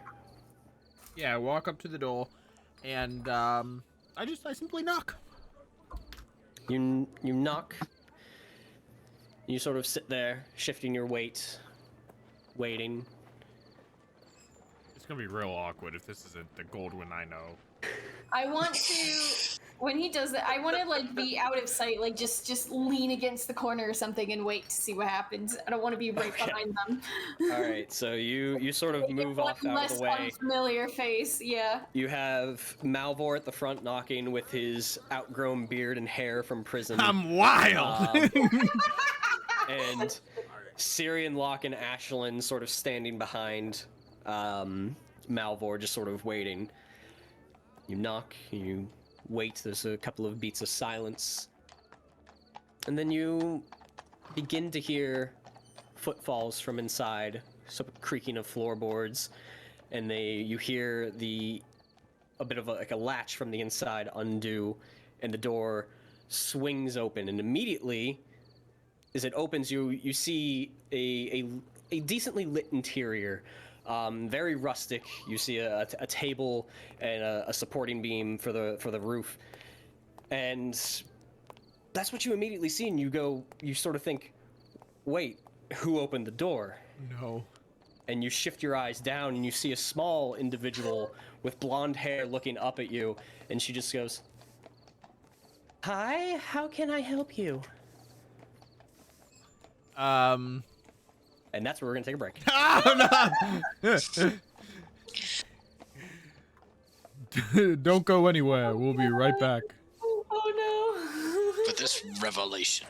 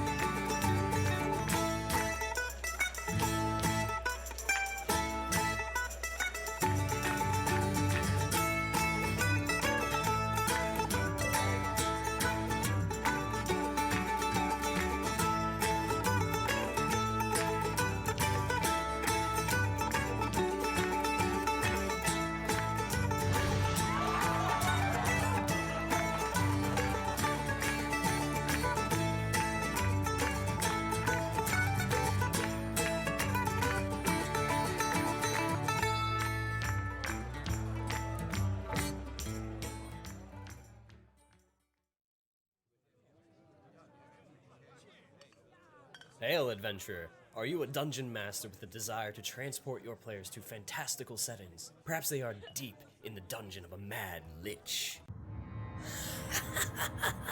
Fools, you have intervened for the last time. Let's see you survive my fireball. Or perhaps the party has just come across bandits, and the Goliath monk releases a flurry of blows and a stunning strike to gain control of the conflict.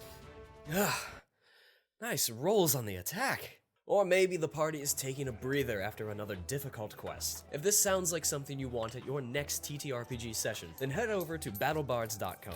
By subscribing to BattleBards Prime, you get the ability to immerse your players in your campaign. You'll get complete streaming access to the libraries of both BattleBards and Platemail games. And whether your game is in person or virtual, you won't be limited, as you will have access to a caster and a mixer to be able to broadcast the tracks to all of your players. And of course, if you want to download and keep any tracks, then you get 20% off all in-store purchases. So what are you waiting for, adventurer? A quest posting at the local guild hall? Get over to battlebards.com and subscribe today, and use the coupon code ADVENTURE at checkout. Stay proficient, adventurers.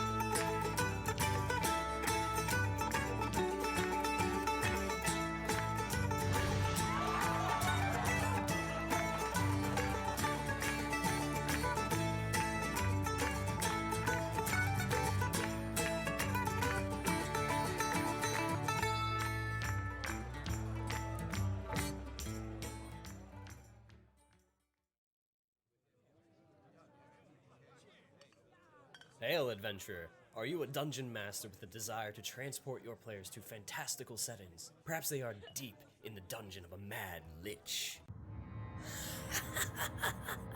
Fools, you have intervened for the last time. Let's see you survive my fireball. Or perhaps the party has just come across bandits, and the Goliath monk releases a flurry of blows and a stunning strike to gain control of the conflict. Nice rolls on the attack. Or maybe the party is taking a breather after another difficult quest. If this sounds like something you want at your next ttrpg session, then head over to battlebards.com.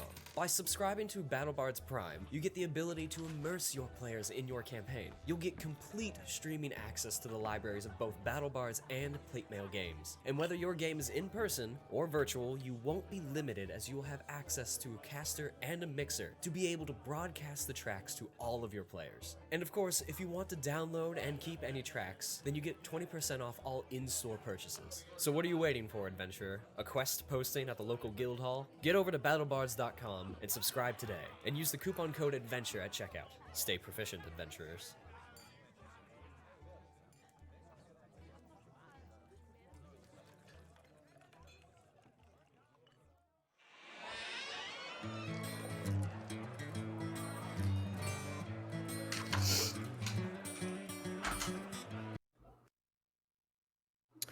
Welcome back. I really So- need to get a little stream deck that I can just macro the transition. I feel like I need to too. Anyway. but you can do it with your phone for Streamlabs at least. I don't know about OBS. I'll have to look into that because that's really cool. Yeah, you can download like the Streamlabs like app, and you scan a QR code in app, and it just turns it into a stream deck essentially. I'll look into that. Anyway, so the Fellowship arrives at a small cottage with a large pasture of horses, and you walk up to it as you've been pointed in this direction for the stable master known as Goldwyn in Pelargir. As you go up, and Malvhor knocks on the door, expecting to see a familiar face. The door is eventually opened and is greeted initially with no one, only to be drawn to his attention downward to see a small individual, a child. Blonde hair, looking up at him with a confused look. Hi. Wait, are they a child or are they? They appear to be a child. I'm They're okay. small. So They're probably about like 3 to 4 feet tall. okay. I think I see where this is going. My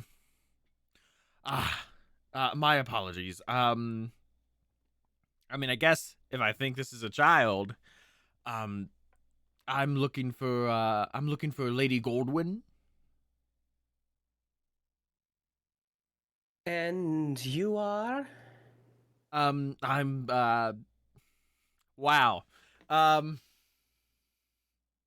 This is about to get even more awkward because if I think this is a child, I'm Malvhor, and I'm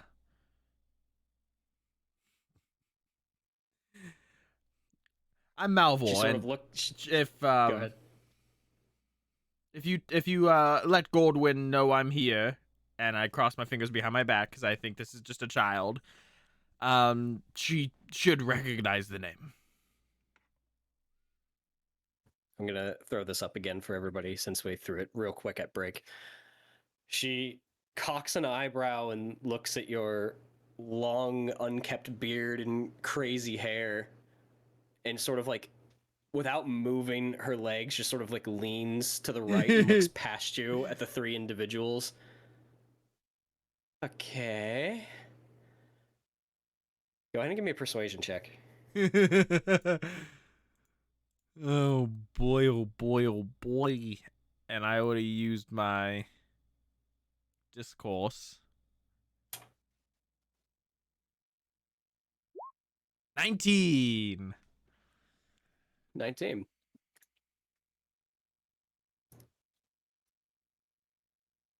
All right.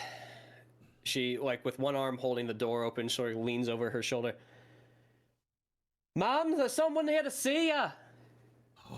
and begins like walking off. Begins walking off. Says his name is Malvhor. I'm a little relieved.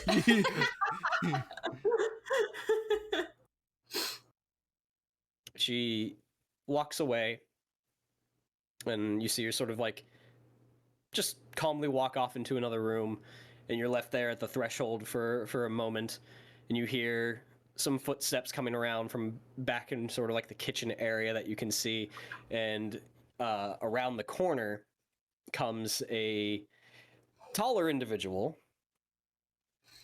Where did I put this? Character description, where are you? Dressed in sort of like a darker, almost emerald green gown with like yellow gold trim. Blonde hair, but you can see the roots have begun to gray, and the face does begin to have a bit of wrinkles at the crow's feet and a bit at the around the mouth.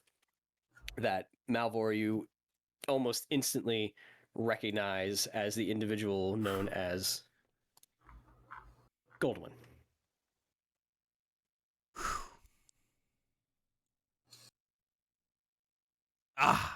She comes around the corner with like a cloth as she's like sort of wringing her hands through, and then tucks it into like the waistband. She takes a moment coming through the room, looking at you, and sort of like the low light that's coming out from the hearth inside, and through the hair and time, she does get closer and Malvhor. Goldwyn, you're still as radiant as the day I left you. I tell myself that every morning. I bet I look mighty surprising to you right now. That would be a word, yes. Especially at this hour. What brings you here? Well, we just got to Pelargir. It just got to Pelargir. Yes. It's been 10 years, Malvhor. Yeah, I know things. I was working. Life of a soldier kept me away for a long time, but that's all behind me now. That life. Things have certainly changed, and to be honest, I mean, I've missed you dearly, and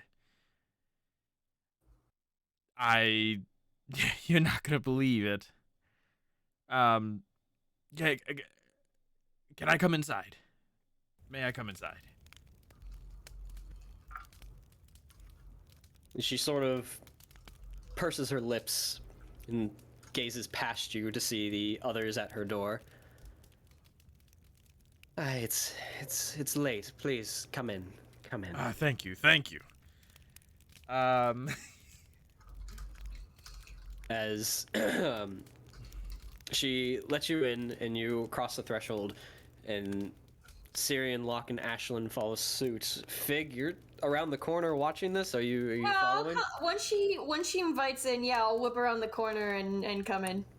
Yeah, so as you sort of appear as an additional person she didn't originally see, she's oh. I'm sorry, I should have warned you. She is very scary. Hey. In a good way. Good scary. Fun scary. We'll see about that. There is not enough. Whoa, what language is she speaking? She's speaking Western. Fuck. Speaking Western. If there is not enough space, I can stay outside. Actually, Fig, you do know she is speaking Western, but there is an interesting accent and dialect to her speech that you oddly recognize. Huh? It's just the speech pattern, while the language itself you're not strong in, you do recognize the pattern of speech and the inflections that she does. So you are oddly familiar with it, regardless of the fact that you might not be able to be strongly conversing with her. Can I place it, or is it just extra peculiar? I'll come whisper it to you. This whisper. What? It's brought to you by. But no, Let me mute you myself. might Hold have on. seen me drinking from this, but this is a mug I bought from the Ren Fair, and it has Elvish on it. That's an awesome mug, dude. Yeah, it's 2 pints. 2 pints. It's the largest mug I've ever seen. 2 pints. It comes in 2 pints. It comes in quarts. I only drink water out of it, though. Because I don't drink enough beer to turn it into a beer mug. Which Well, you need to change that. apparently you turn it into a beer mug by filling it up with your beer of choice. And then leave it sit overnight. So the beer seeps into the metal. Okay. Okay. Yeah, so I just said if I can stay outside if there's no space. No, that is space. Please, come in. At least get you out of the night. Oh, thank you. You're welcome. I'll just give a nod and walk right in. Things have certainly changed, haven't they, Goldwyn? In 10 years, Malvhor, a lot does change. Not... And you actually, in the corner, who sits down at the table and sort of just leans back and relaxes, you see Locke with his eyes closed, just sort of like head cocked up to the ceiling.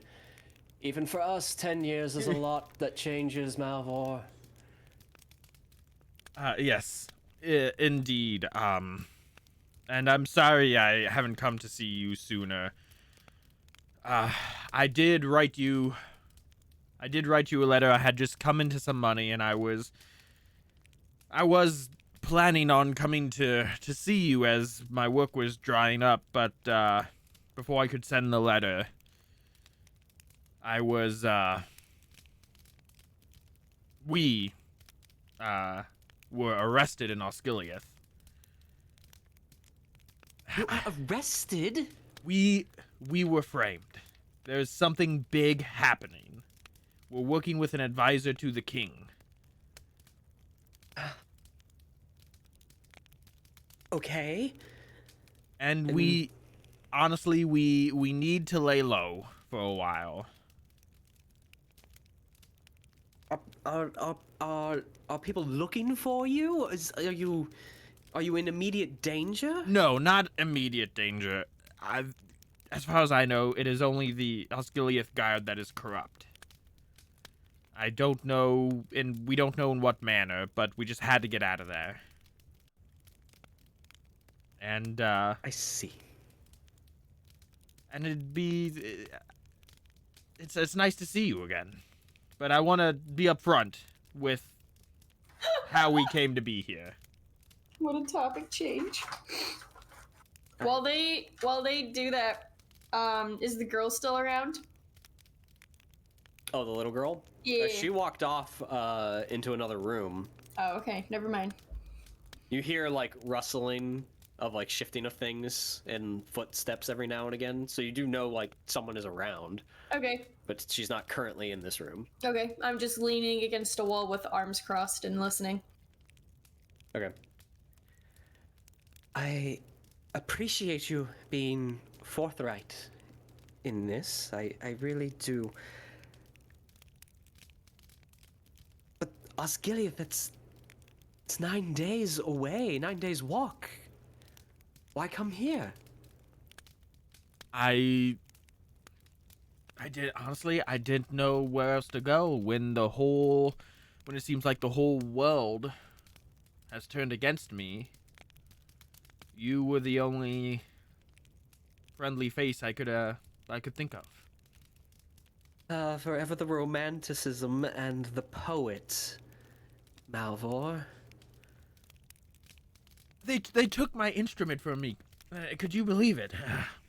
I'll have to find another. They took Jody. They took Jody. I know. I had Jody for shame. so long. Jody. Such a shame.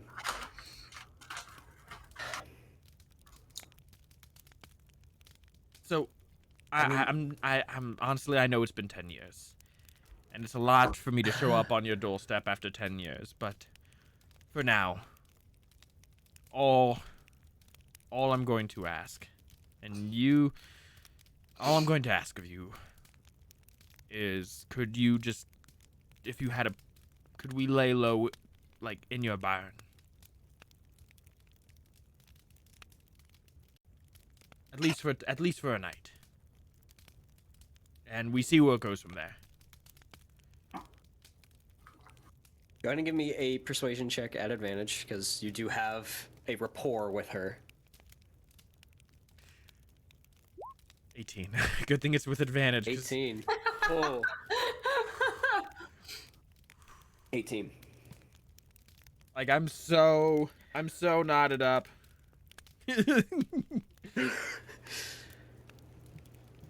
She places her hands on her hips and just sort of like looks out the window towards the barn and just sort of sighs.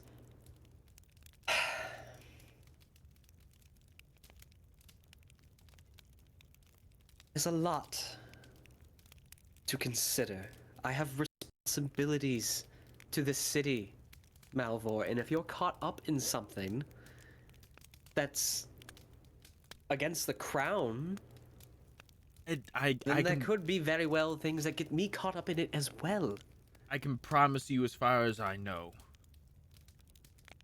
I can promise you we have done nothing against the crown. We are working with an advisor from the king who believes in our innocence. It is the guard of Osgiliath that has framed us for something we didn't do. There was an attack that we helped thwart, but the guard accuses us of orchestrating it. This is all so complicated. If I don't want to bring anything down upon your head, that's the last thing I want, Goldwyn. So if it comes of it, we will leave to avoid any danger to you.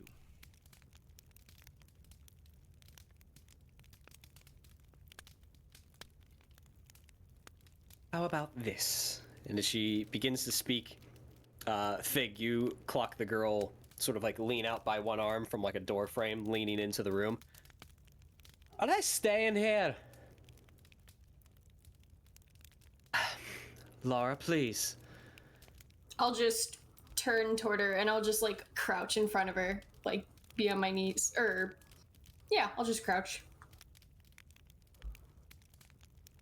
Yes? Oh. Hi. Hi. I'll just stare. Anyway, are they staying? Laura? One night, Malvhor. You can stay here for the night. The barn does have space with the horses, and I can accommodate for more if you need it. Why is it always so hard to say no to you? But I would recommend at first light going into the city and seeing where you might be able to stay long term. I can help you. I just don't need unnecessary eyes on me. Of I course. have a lot to think about. Of course. In the morning, we'll go in the city. We'll find some other place that we can live more long term. But with the curfew up, we don't want to be too suspicious. Fig, you see the girl Laura sort of roll her eyes. Excellent, they can help me in the morning. She walks off, and you hear the bare feet pitter patter off into the next room. Well, I don't think we've all been properly introduced. Yes, now My that name is- the heavy stuff is My out name of is the way. Goldwyn. My name is Goldwyn. I'm the stable master of Pelargir. I am responsible for the horses and the breeding of horses for the city, and of course available to rent and purchase if you so require. Malvhor, I know you already. Valor wishes I didn't. Oh no, you don't mean that. I mean, I don't. I jest. I have a very cute face. She looks like side eye over to you, Cirion, after that little exchange, and says, he enjoys being poked like that. This this is the kid. That's what I call him sometimes, but his name's Cirion. Cirion, why don't you introduce yourself? I'm just gonna kind of like just glance at Malvhor and back to her. It's like, he pretty much took care of it. That's the name. Oh, come on. Cirion. Pleasure to meet you, my lady, and thank you for all your help. You gotta What? boast. Talk about yourself, your hopes, your dreams. About- He was part of He the does Citadel. this. He was part of the Citadel Guard. He does it. My word, the Citadel Guard. I know, right? Cirion just goes, "Yep." Pray tell, which Citadel? Oh, I don't know this answer. I don't think I know this answer. I kind of do. I gotta look back at my sheet. Pray in your tell, what backstory. Citadel? Hold on. Stand by. Everyone leaning in. Go on. I just I cracked Talk- up. I thought talks the girl amongst would, yourselves. I cracked up. I thought the girl would be more curious than like, who the crap are you? So when you did the whole huh, I was like, oh, not what I was expecting. Go ahead and give me an insight check, Fig. Me? Oh, for Yeah, what? you. For the interacting with the kid. Oh, I was just screwing around. Oh, I know. I just have these Citadel. I don't think I ever got an official one. Another whisper. What's going on? All right, I guess I'll mute again. Hold up. I mean, I have some questions about the child. Who I honestly thought, as a player, I thought they were a hobbit. They talk. I feel like they have a very good vocabulary.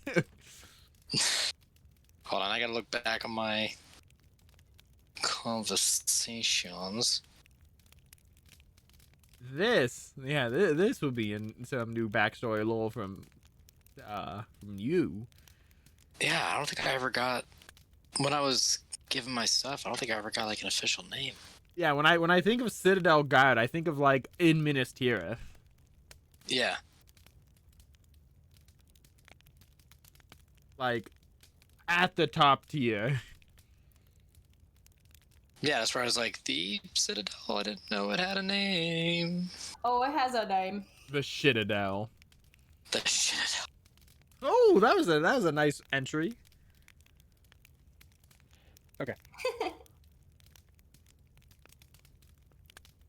Yeah, what? Pray tell, what Citadel? He hasn't found it.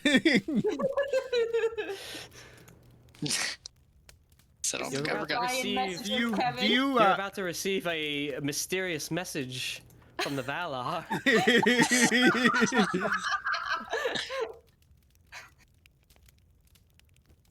Oh, that's the name of it. I thought it was like a specific name. The Citadel at Minas Ethel. You see her face sort of just like kind of drop. Oh, Oh. I didn't know that. Yeah. Well, at least you have your health. Drowned in a She turns river she turns veil. big, and who are you? I'll stand up from crouching, roll my shoulders back and look over. Fig. Okay, Pleasure to Fig. meet you, Fig. Fig, where are you from? That is complicated. Fig comes from the woods, specifically where I don't know. Oh, please, I enjoy complicated. Look at this one.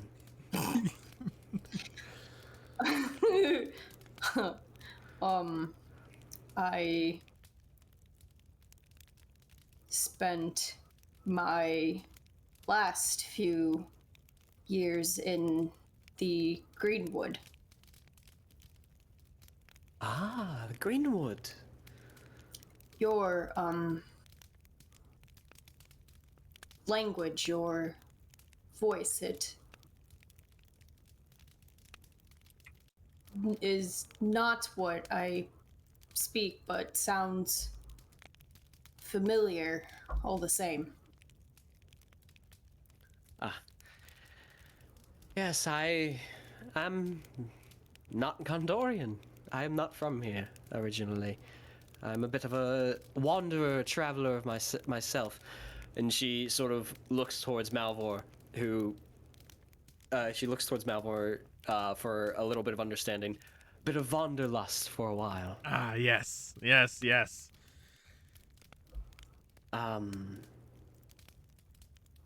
My people actually reside more northward in the Anduin Vales for a bit and migrated south after a while.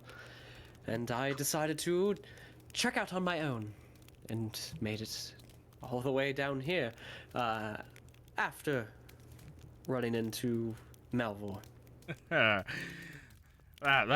was a fun night. Yep. Everyone except Malvhor, because he knows Goldwyn can give history checks if they care to. Sure.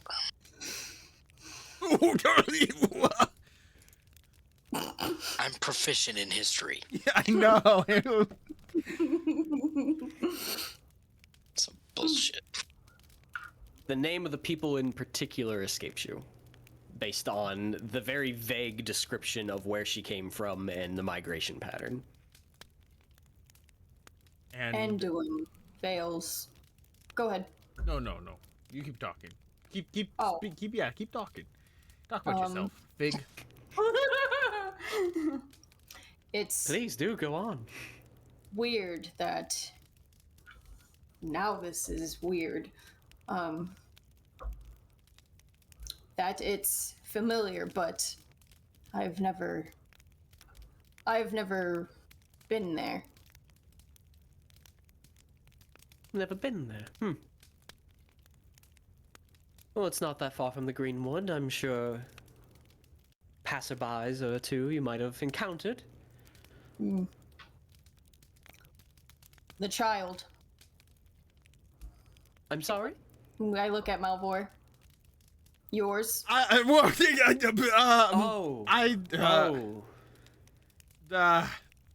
was not ready for. I was not ready to ask about that. She cocks her head with a bit of a confused look. Oh, are you referring to Laura?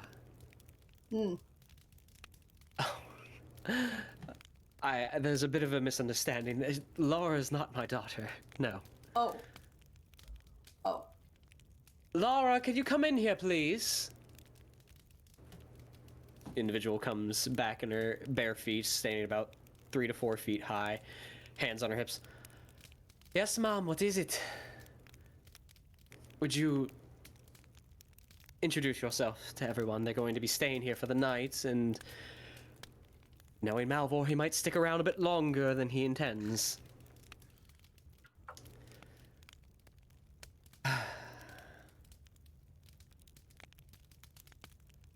Hello, everyone.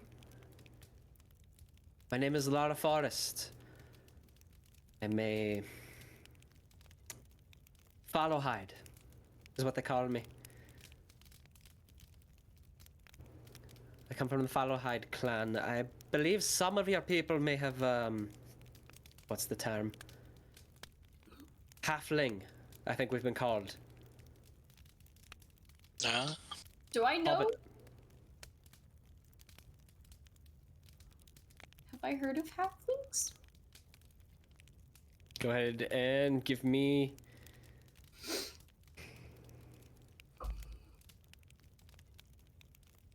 Just give me a wisdom check. Does Please. Faith's brain explode? Do I know what halfling hobbit is? I'm willing to give a Also wisdom give me check. a wisdom check. 18. Nope. God damn. Yeah, 16 Malvhor. Okay. Fig and Good for Malvhor, all y'all. you've heard of smaller statured folk, be like smaller than dwarves almost, that have roamed in clans and migrated west of the Misty Mountains, and have even formed small societies, civilized societies. Cirion, you've never encountered one of these creatures. You've never really had a reason to have heard of them or study them, so this is sort of new to you.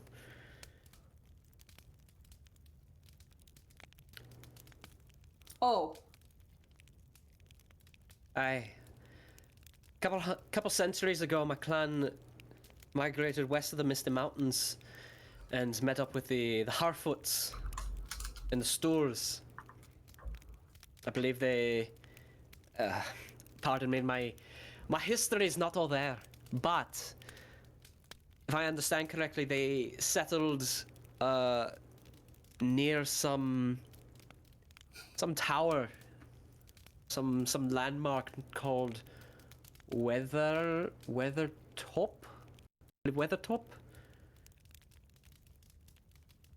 And they're probably still migrating. Honestly, I don't know. I went south. My family kind of stayed behind, and we went south.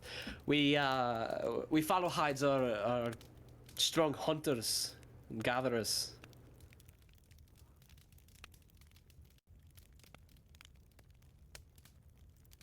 And now you all can see Lower Forest's actual layout. Hey, I was looking for that. nice. You'll bait and switch. Yeah, you had me. You had me twice. You got me twice. It is nice to meet you. It's nice to meet you too, large one. Oh, I pray you're good at hunting, because I could use an extra hand around this place. I have mixed feelings on how to respond to that. Player me wants to give you the bird right now, and yet the character me is like, damn right I can hunt just by what's happened. I'll just smirk and nod. Yeah, Laura just sort of stands there looking at all of you. Well, it is a pleasure to. Anything else you wish to know? It's a pleasure to meet you, Sorry. Laura. Yeah, pleasure and all that. Thanks for meeting you. Likewise. And that, and I point to Locke. That is Locke. Oh, and don't see much of them around here. Yeah, Pleasure to meet your acquaintance. Little tired. yeah. He has a bad habit of getting fucked up everywhere we go. Oh, Tired? I thought you didn't need that much rest as elven folk. Oh. Bit of a headache, it would seem. Oh, does your head hurt? You want me to go out and pick some Arthelis, rub it on your temples? Is this Laura speaking? Yeah. Okay. I'm going to excuse myself before I say something I regret. If you need me, I will be in the pastures. Fought a troll. yes, like yesterday, or Very Couple of days recently. ago. Yeah. A troll? How big? It would struggle to fit in this room. Skin was Did it turn almost to like stone? stone. Or did it turn to stone? I've heard the rumors that do that. This one did not. Unfortunately for us, we had to fell it with our might and our tenacity. That's fantastic. I would love to get myself into a little tussle like that. Goldwyn sort of looks at Laura. Don't indulge him. He's spinning a yarn. You can see this from leagues away. Oh. Well. I'll take you at your word. But Here, I got to... I'm gonna take one of the bone pieces and give it to her. I can't From believe the- you took the troll's bones. Better than taking one on the inside. Holy She shit. looks at the bone about like that big, and she like sort of studies it for a bit. This is a troll bone. No, but Oh, he had it on him. oh. What is it? Bone. A trophy Ah. for killing it. Yeah, Fig, when she was 10, killed a wolf with her bare hands. A stick. Okay. 10? She is She wild. looks up at Goldwyn. That's the same age as Madwyn. And you see Goldwyn just sort of like open her eyes and go, Wait. Who? We don't have to talk about it. anyway, I've got things to do here. You can have your bone back. I need Oh. to work on a bowstring in the other room. Have a good night. And she slips out into the next room. It's a very awkward silence. And that right there is Ashlyn. She helped us escape Osgiliath. Ah. I mean, no offense. Very, very different from the rest of the makeup of this motley crew, if you will. If I'm not mistaken, you're from the Southlands? I am. Is that a problem? No, no problem for me at all. Though you best tread lightly in town. Believe me, I know. Better So, the whole thing we were framed for started off as a simple ask from her adopted father. To just not- to just clear out some bullies, some ruffians, and the whole thing spiraled out of control from there. Laura leans back in as you finish that statement. By the way, keep it down, otherwise you'll make Marwin. Whoop. Slips back out. Okay. Who is? Well, let's not talk about that right now. So can you actually, now that we've all introduced and known each other, can you show us through the barn? Yes, I think that's a grand idea. If you can follow me out, and she leads you through small little kitchen area and out the door, and you walk out into a really large fenced area that has been cut down of mostly tall grass and weeds and everything. It's a large pasture, and you see several sort of drinking troughs and hay about, in probably about a good 80 feet away is a large sort of open barn stable setup. And as she's guiding you over that direction, she points out several horses that are just sort of free roaming of all sort of sizes and colors.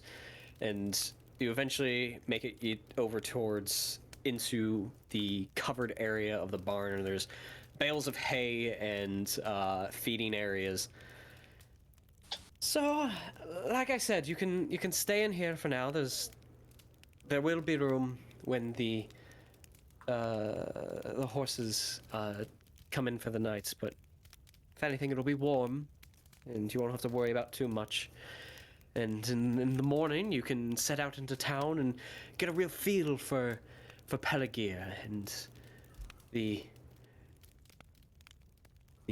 ship kings of Gondor. A lot of history here.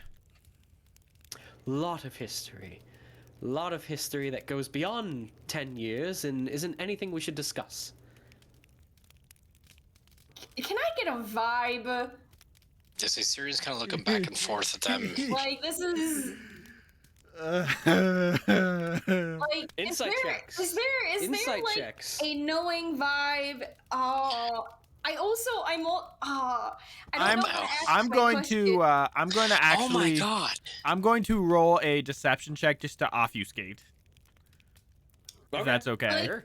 I guess I want to know if it's a off-putting vibe, despite everyone still knowing full well, but it won't be discussed, and based on like what I've almost experienced before from other people in my past is, I guess, what I'm trying to figure out how to word. But whatever. What did I get?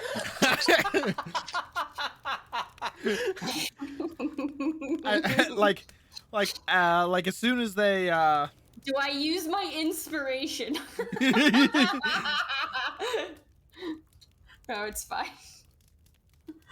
as soon as anyone brings up anything about any of them bring up anything about it being 10 years or the mystery name or anything like that, or try to look into the vibes any deeper, I just say yes, thank you for once again, incredibly thankful for you letting us stay here for the night. We'll be out of your hair in the morning, and it's late. I'm sure you don't want to, stay in the barn longer than you have to tonight.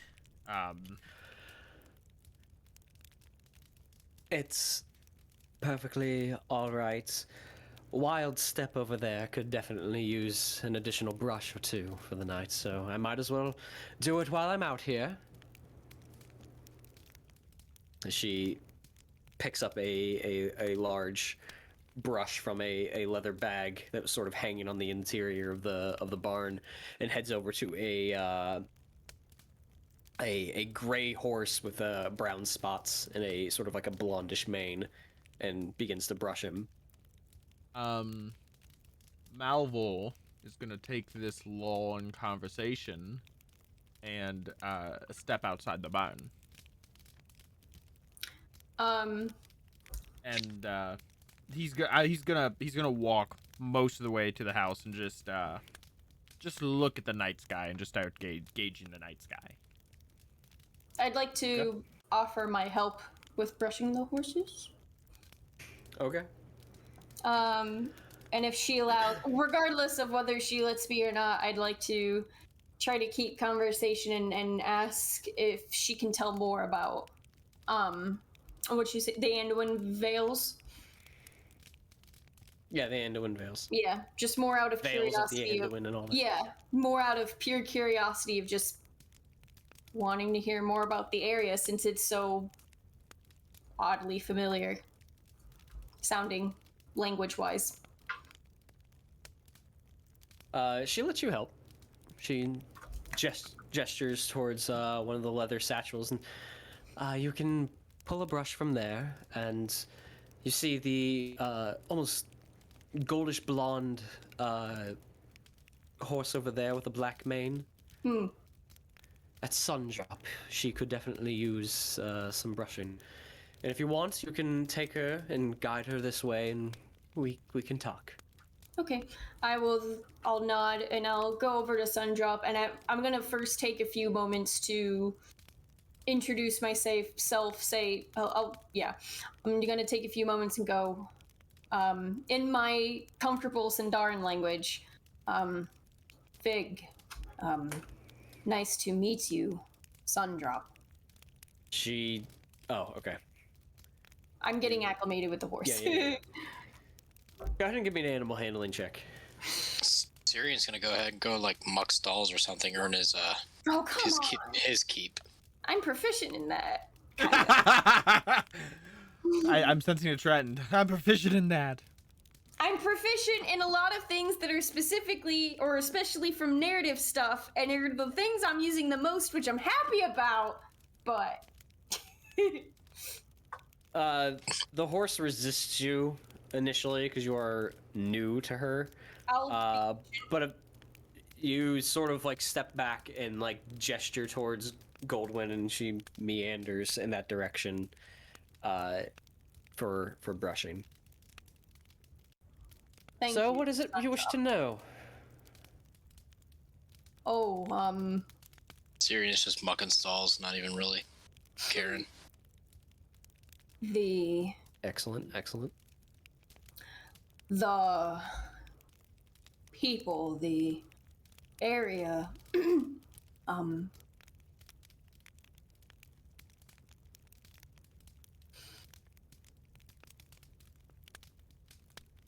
the kind I might have met when traversing through the Greenwood.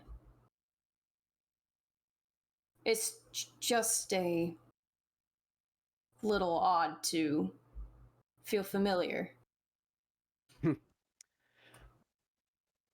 there's not much familiarity for myself in these lands these days. My people are horse tamers, horse breeders. We came from the north, probably long descendants of the Northmen or the North Kings or whoever they may be. History construes a lot, and I am no student of history. But the people I come from are known as the Eothid. Aothid.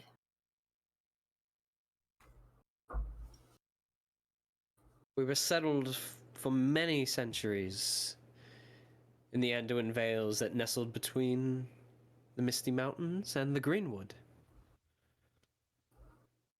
Slowly we moved south. We made settlements just north of the White Mountains.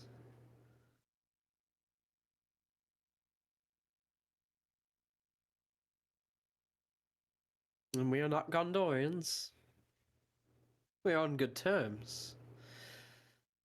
And of course they have many need for our abilities to tame beasts such as horses and make good use of them.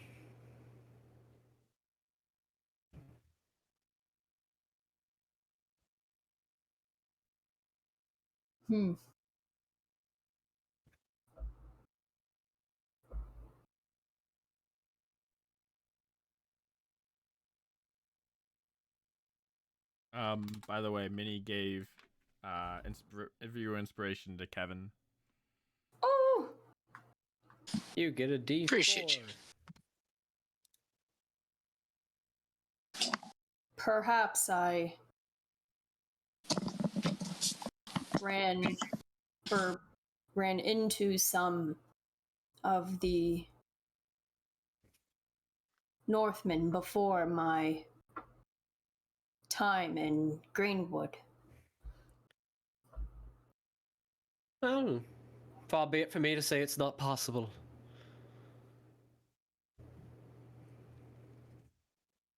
If you were in the Greenwood, were you on your own, or were you among the elves?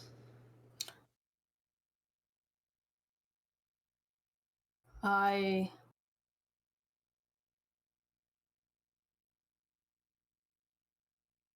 was found by the elves. Found. Were you abandoned as a child?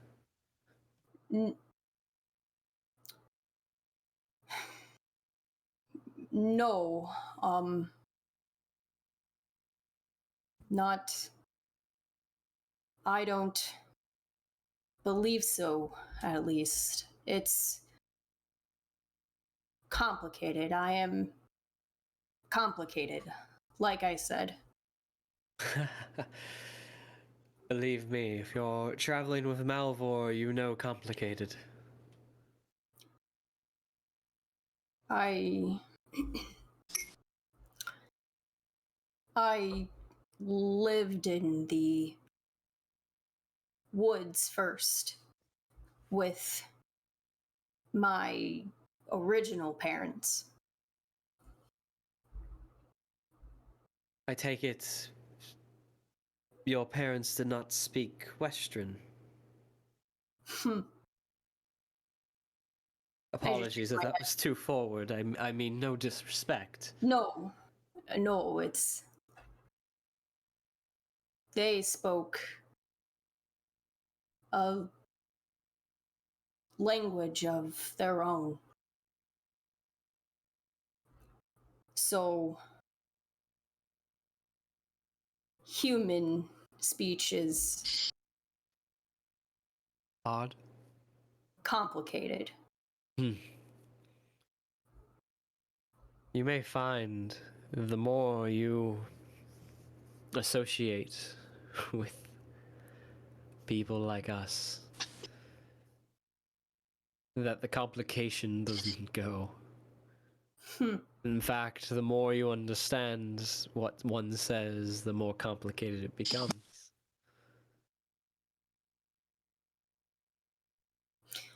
It's real unfortunate that individuals that speak the same language and can converse, such as we are now, can say things that are misconstrued, or twisted.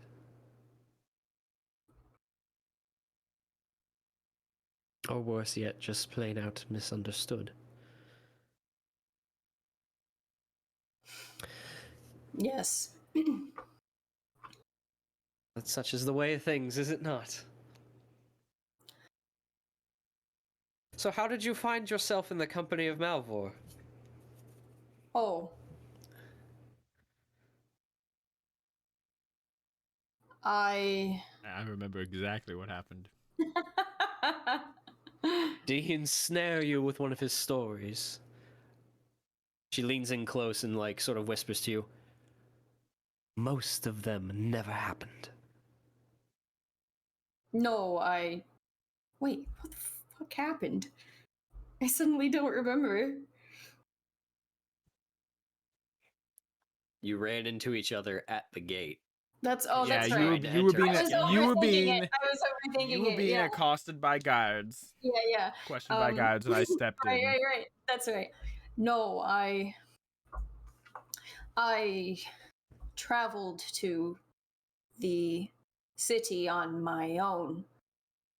The most humans are suspicious of my looks, as were the guards of Osgiliath. Based on the company you keep that arrived at my door, you're not the only one who gets unwanted eyes because of their looks. Yes, Conclusions are jumped to by preconception, unfortunately. the wolf and scars don't help. I imagine they don't. Malvhor said I was friendly. Well, you are. That much is true. And that is that. We remained a group ever since. Well, I imagine from what you've have told me back in the house, that you're going to be with each other for some time.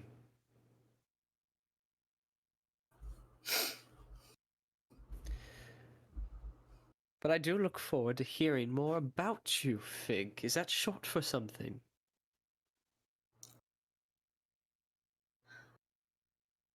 Yes. It's short for Vigdis, though I have grown up with many other names. Vigdis is the one I got from my mother. Ah. Very good. She looks at you and eyes the gold tree armband that you got back in Osgiliath during your heist with Locke. That is a pretty piece. Are you betrothed to someone?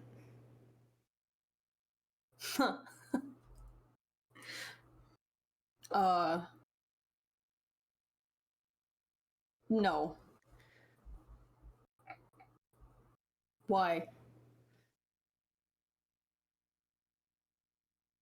Again, I mean no offense. Your traveling attire to have something so beautiful and well crafted on your arm makes it seem a gift from someone who cares deeply. Oh, no, this, Locke found.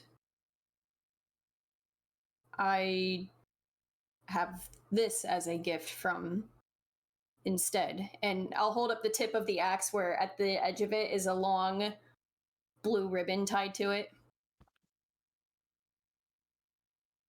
The ribbon is the gift or the axe, just so I'm understanding. the ribbon.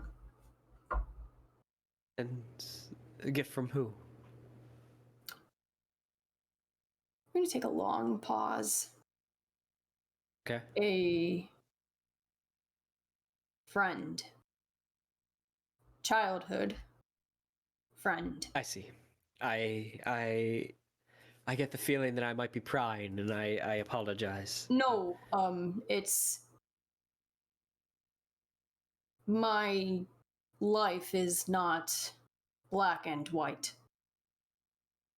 And no one in my life has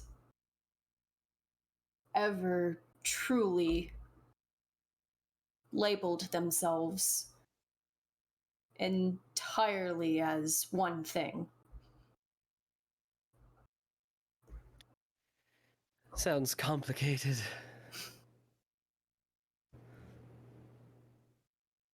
Mhm.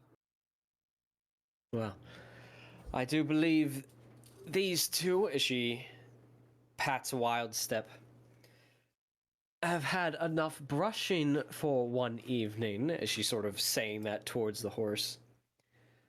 I'm just petting She- Snowdrop. Sundrop. Snowdrop is fine too. She stows the brush. The four of you have had a long journey to get here, so I think it's best if you all get some rest, and I leave you be for now.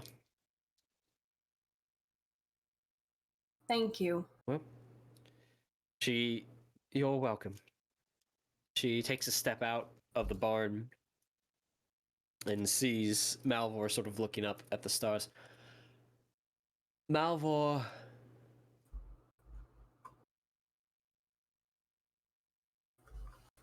Ah, yes. I would say, do you acknowledge? I was lost. I was lost in thought. Writing your next odyssey? Not quite. Just thinking about distance.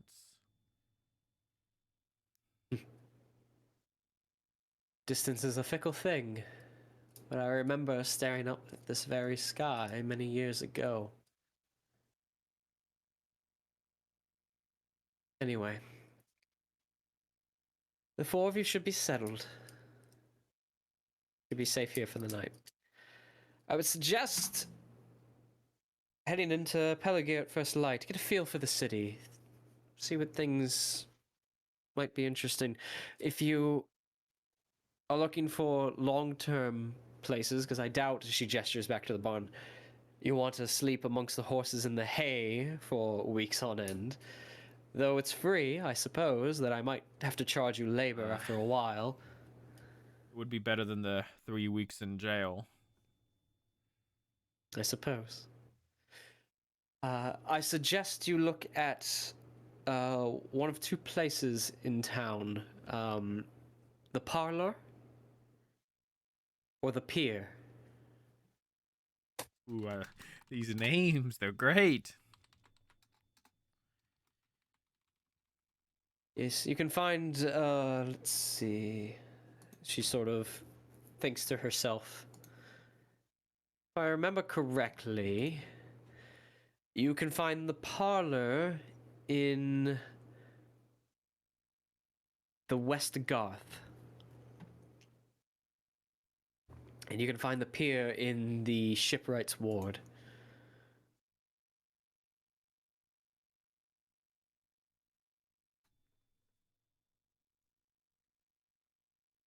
Well, thank you, Goldwyn. And once again, thank you for letting us stay here for a night.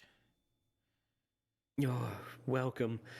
I don't know what time the four of you rise for the morning, but myself and Laura, pardon me. Nope, it's gone. Apologies. Myself and Laura will probably be out at first sunrise to begin tending to the horses and setting out for tasks for the day. So, if you have need of me, don't be a stranger.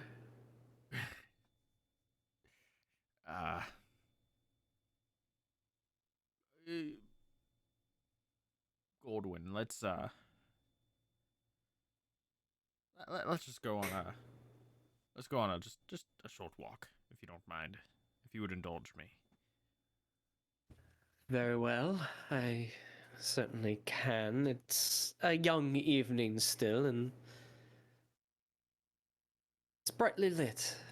The full moon tonight. Yeah, and just make sure we walk far away from the barn. She heads off in sort of like a westerly direction towards the perimeter of the pasture, but is almost in the direction of the cottage. I know no words can bridge the chasm that is 10 years. No, they can't.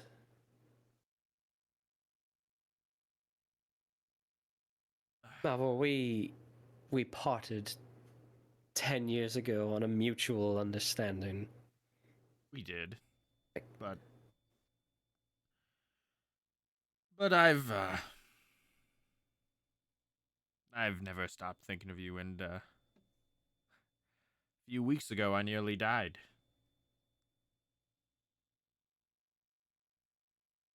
Cavern collapsing around me, and apparently when I was unconscious, the others heard me mutter your name, and the questions flowed when I awoke. Malvhor, what am I to do with that? Nothing. It's the life I've chosen. The life of an adventurer has finally found me. Good oil. I wanted to do this. I wanted to settle down. I wanted my horses. I wanted a life. You sought your adventure that you never had when you were in the army.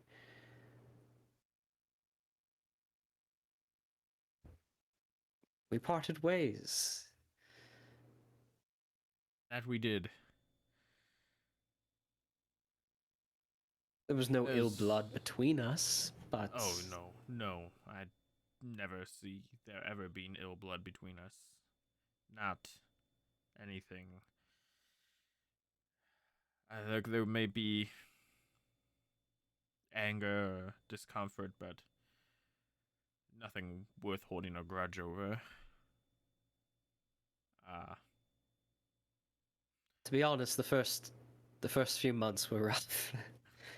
dealing with one's emotions after that is not exactly healthy. Indeed. And who knows, I'll probably be in Pelargir for a long time. Maybe we could get to know each other once again. Learn who we've become. Perhaps. Possibility. 10 years, practically new people. Practically new. I still have that scar. You Do remember? you? Yeah. I mean, scars don't usually heal that well. The scars usually remain, but sure. Now you're toying with me. Well, somebody has to match you in this dynamic. How many false yarns have you spun to them? It's all based in at least a kernel of truth. Kernel of truth. Yes, of course. The That's what you tell tales- yourself all the The time. tales must be grand because for many life is anything but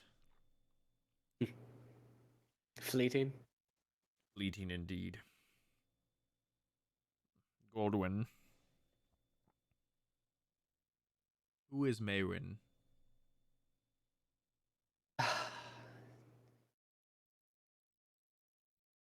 Malvhor, this is hardly the time, I That's fine. think. I That's mean, fine. just like that. I feel like Just like that. The seconds you feel confrontation, you give way. I feel like They we've haven't changed a bit. I feel like we've unloaded a lot on you today, and Well, yes, quite honestly, it is a bit of a lot. maybe After this is 10 maybe this isn't a can of worms that you're not ready to open quite yet today, but it is a question I have.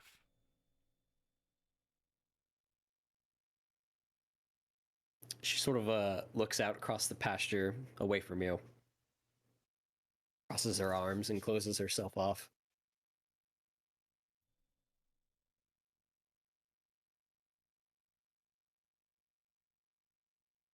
How long do you plan to be here?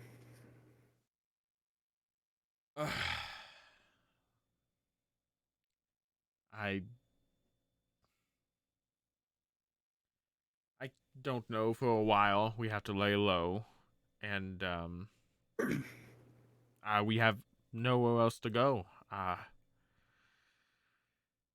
We have to figure out a place to stay long term here in Pelargir, and we'll probably look for some jobs here, make some money, settle down a little bit.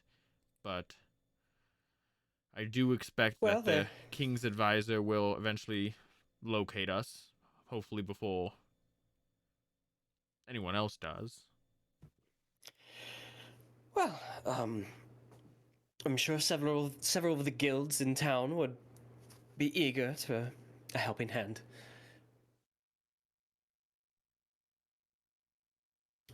If you're around, we can talk further and see maybe if we're ready for whatever conversation this is. That's fair. It's a lot to 10 years. Yeah. I deeply appreciate you doing this for us, though.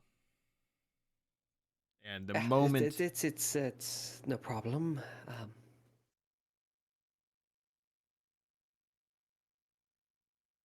the moment I get any wind of any trouble that might befall you because of this, I will draw it away.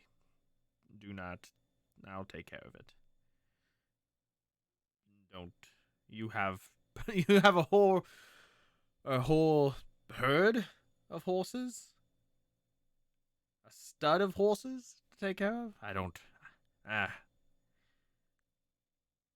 They mostly take care of themselves. Speaking of which, she sort of reaches out and sort of tussles the side of your head and your hair. I think you need some grooming. Yeah, I was thinking of just, cutting it all off, right? Just clean shaven face. No, just wildly different from what anyone's expecting. Well, that is a look for sure. But at the very least, It'll grow back. Yeah, it all grows back eventually.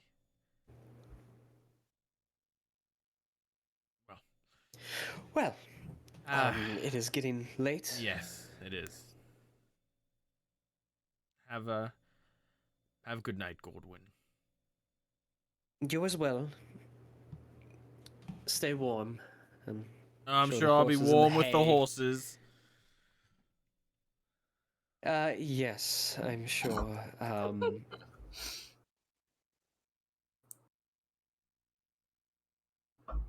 Anyway, Good night. I best get back in and make sure Laura has everything under control and that we'll have our tasks set out for the morning. Good night. She hesitates for a few seconds. Good night. She turns and heads back towards the cottage. I return to the barn. I'm already nice and cozy next to a horse. Straw's probably one of the more comfier things I've slept For a on. while, yeah. Yeah. Especially those out of prison. It's because I'm pretty much after I finished mucking the stalls, I pretty much just got comfy. Say, is there anything else anyone wishes to do before the night ends? No, I'm just gonna lay back and relax, and I'm just gonna be twiddling at the necklace around my neck until I fall asleep. All right.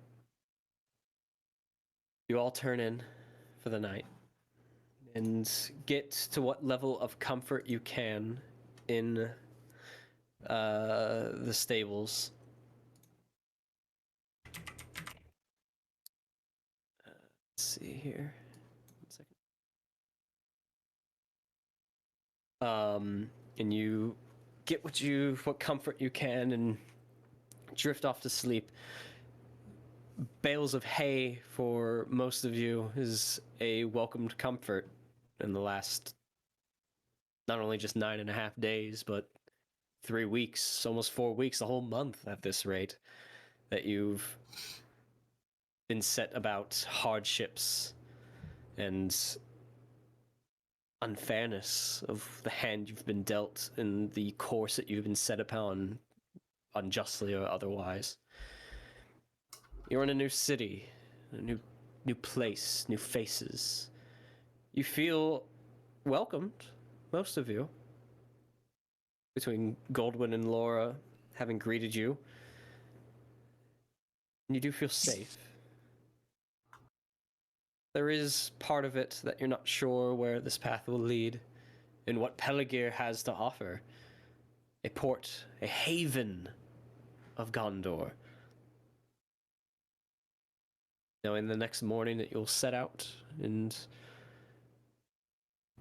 explore the city, feel it, live it, find what might work, and perhaps even find work.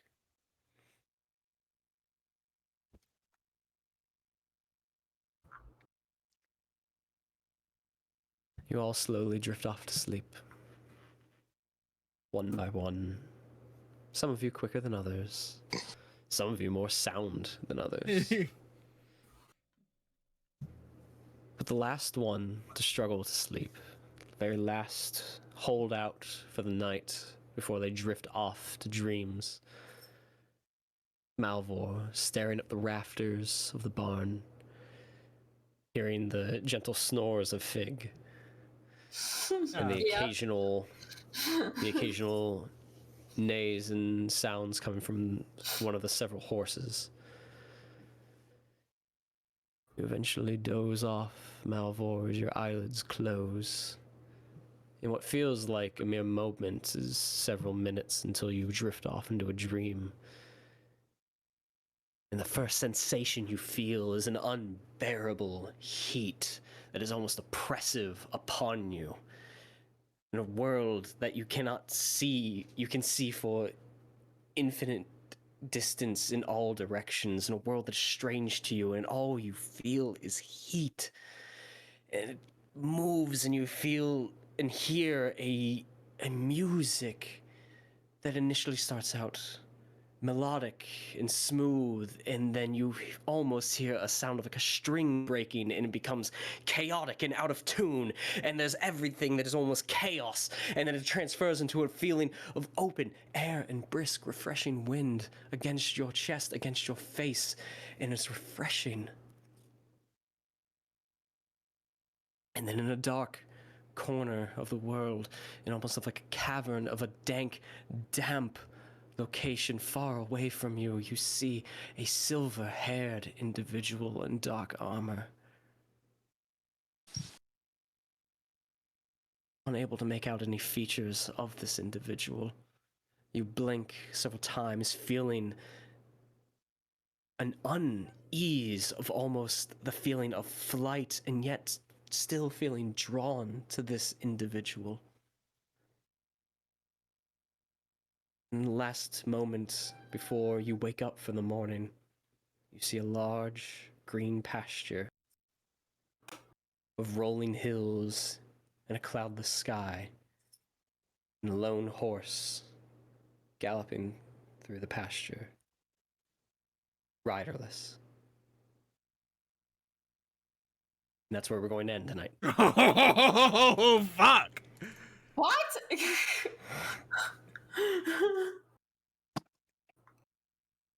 Whoa! you all for joining us tonight. Whoa! My brain. Welcome to Pelargir.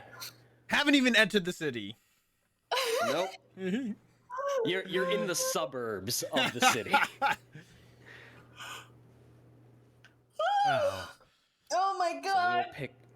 we will pick up there next week, and you guys can treat yourself to what is the harbor city of Gondor. With no silver. I have No some. silver? I have 4. How much do I have? So we'll see what you guys make of it. You at least have Oh. some semblance of an ally here. You have Goldwyn and Laura. Though Laura seems to be a little bit more standoffish towards you. But you've met Goldwyn, the stable master of Pelargir. Oh boy. Ooh. So you do have an ally in some sort of standing with the city. So that might be beneficial for you, depending on who you talk to. But you So much character backstory. I'm so excited. But you can't stay with Goldwyn indefinitely, and you need to find out what you're going to do from here, where you're going to stay, and Yeah, try me. what's next? Do you wait for word from on high of the next steps? Do you find a job for money just to make ends meet? Or do you explore and just sort of let life come at you? We'll find out next week. Oh boy. Thank you all for joining us. I hope you enjoyed it. We'll be back Friday with a double stream feature, as always, and we will all see you on Tuesday. Stay proficient.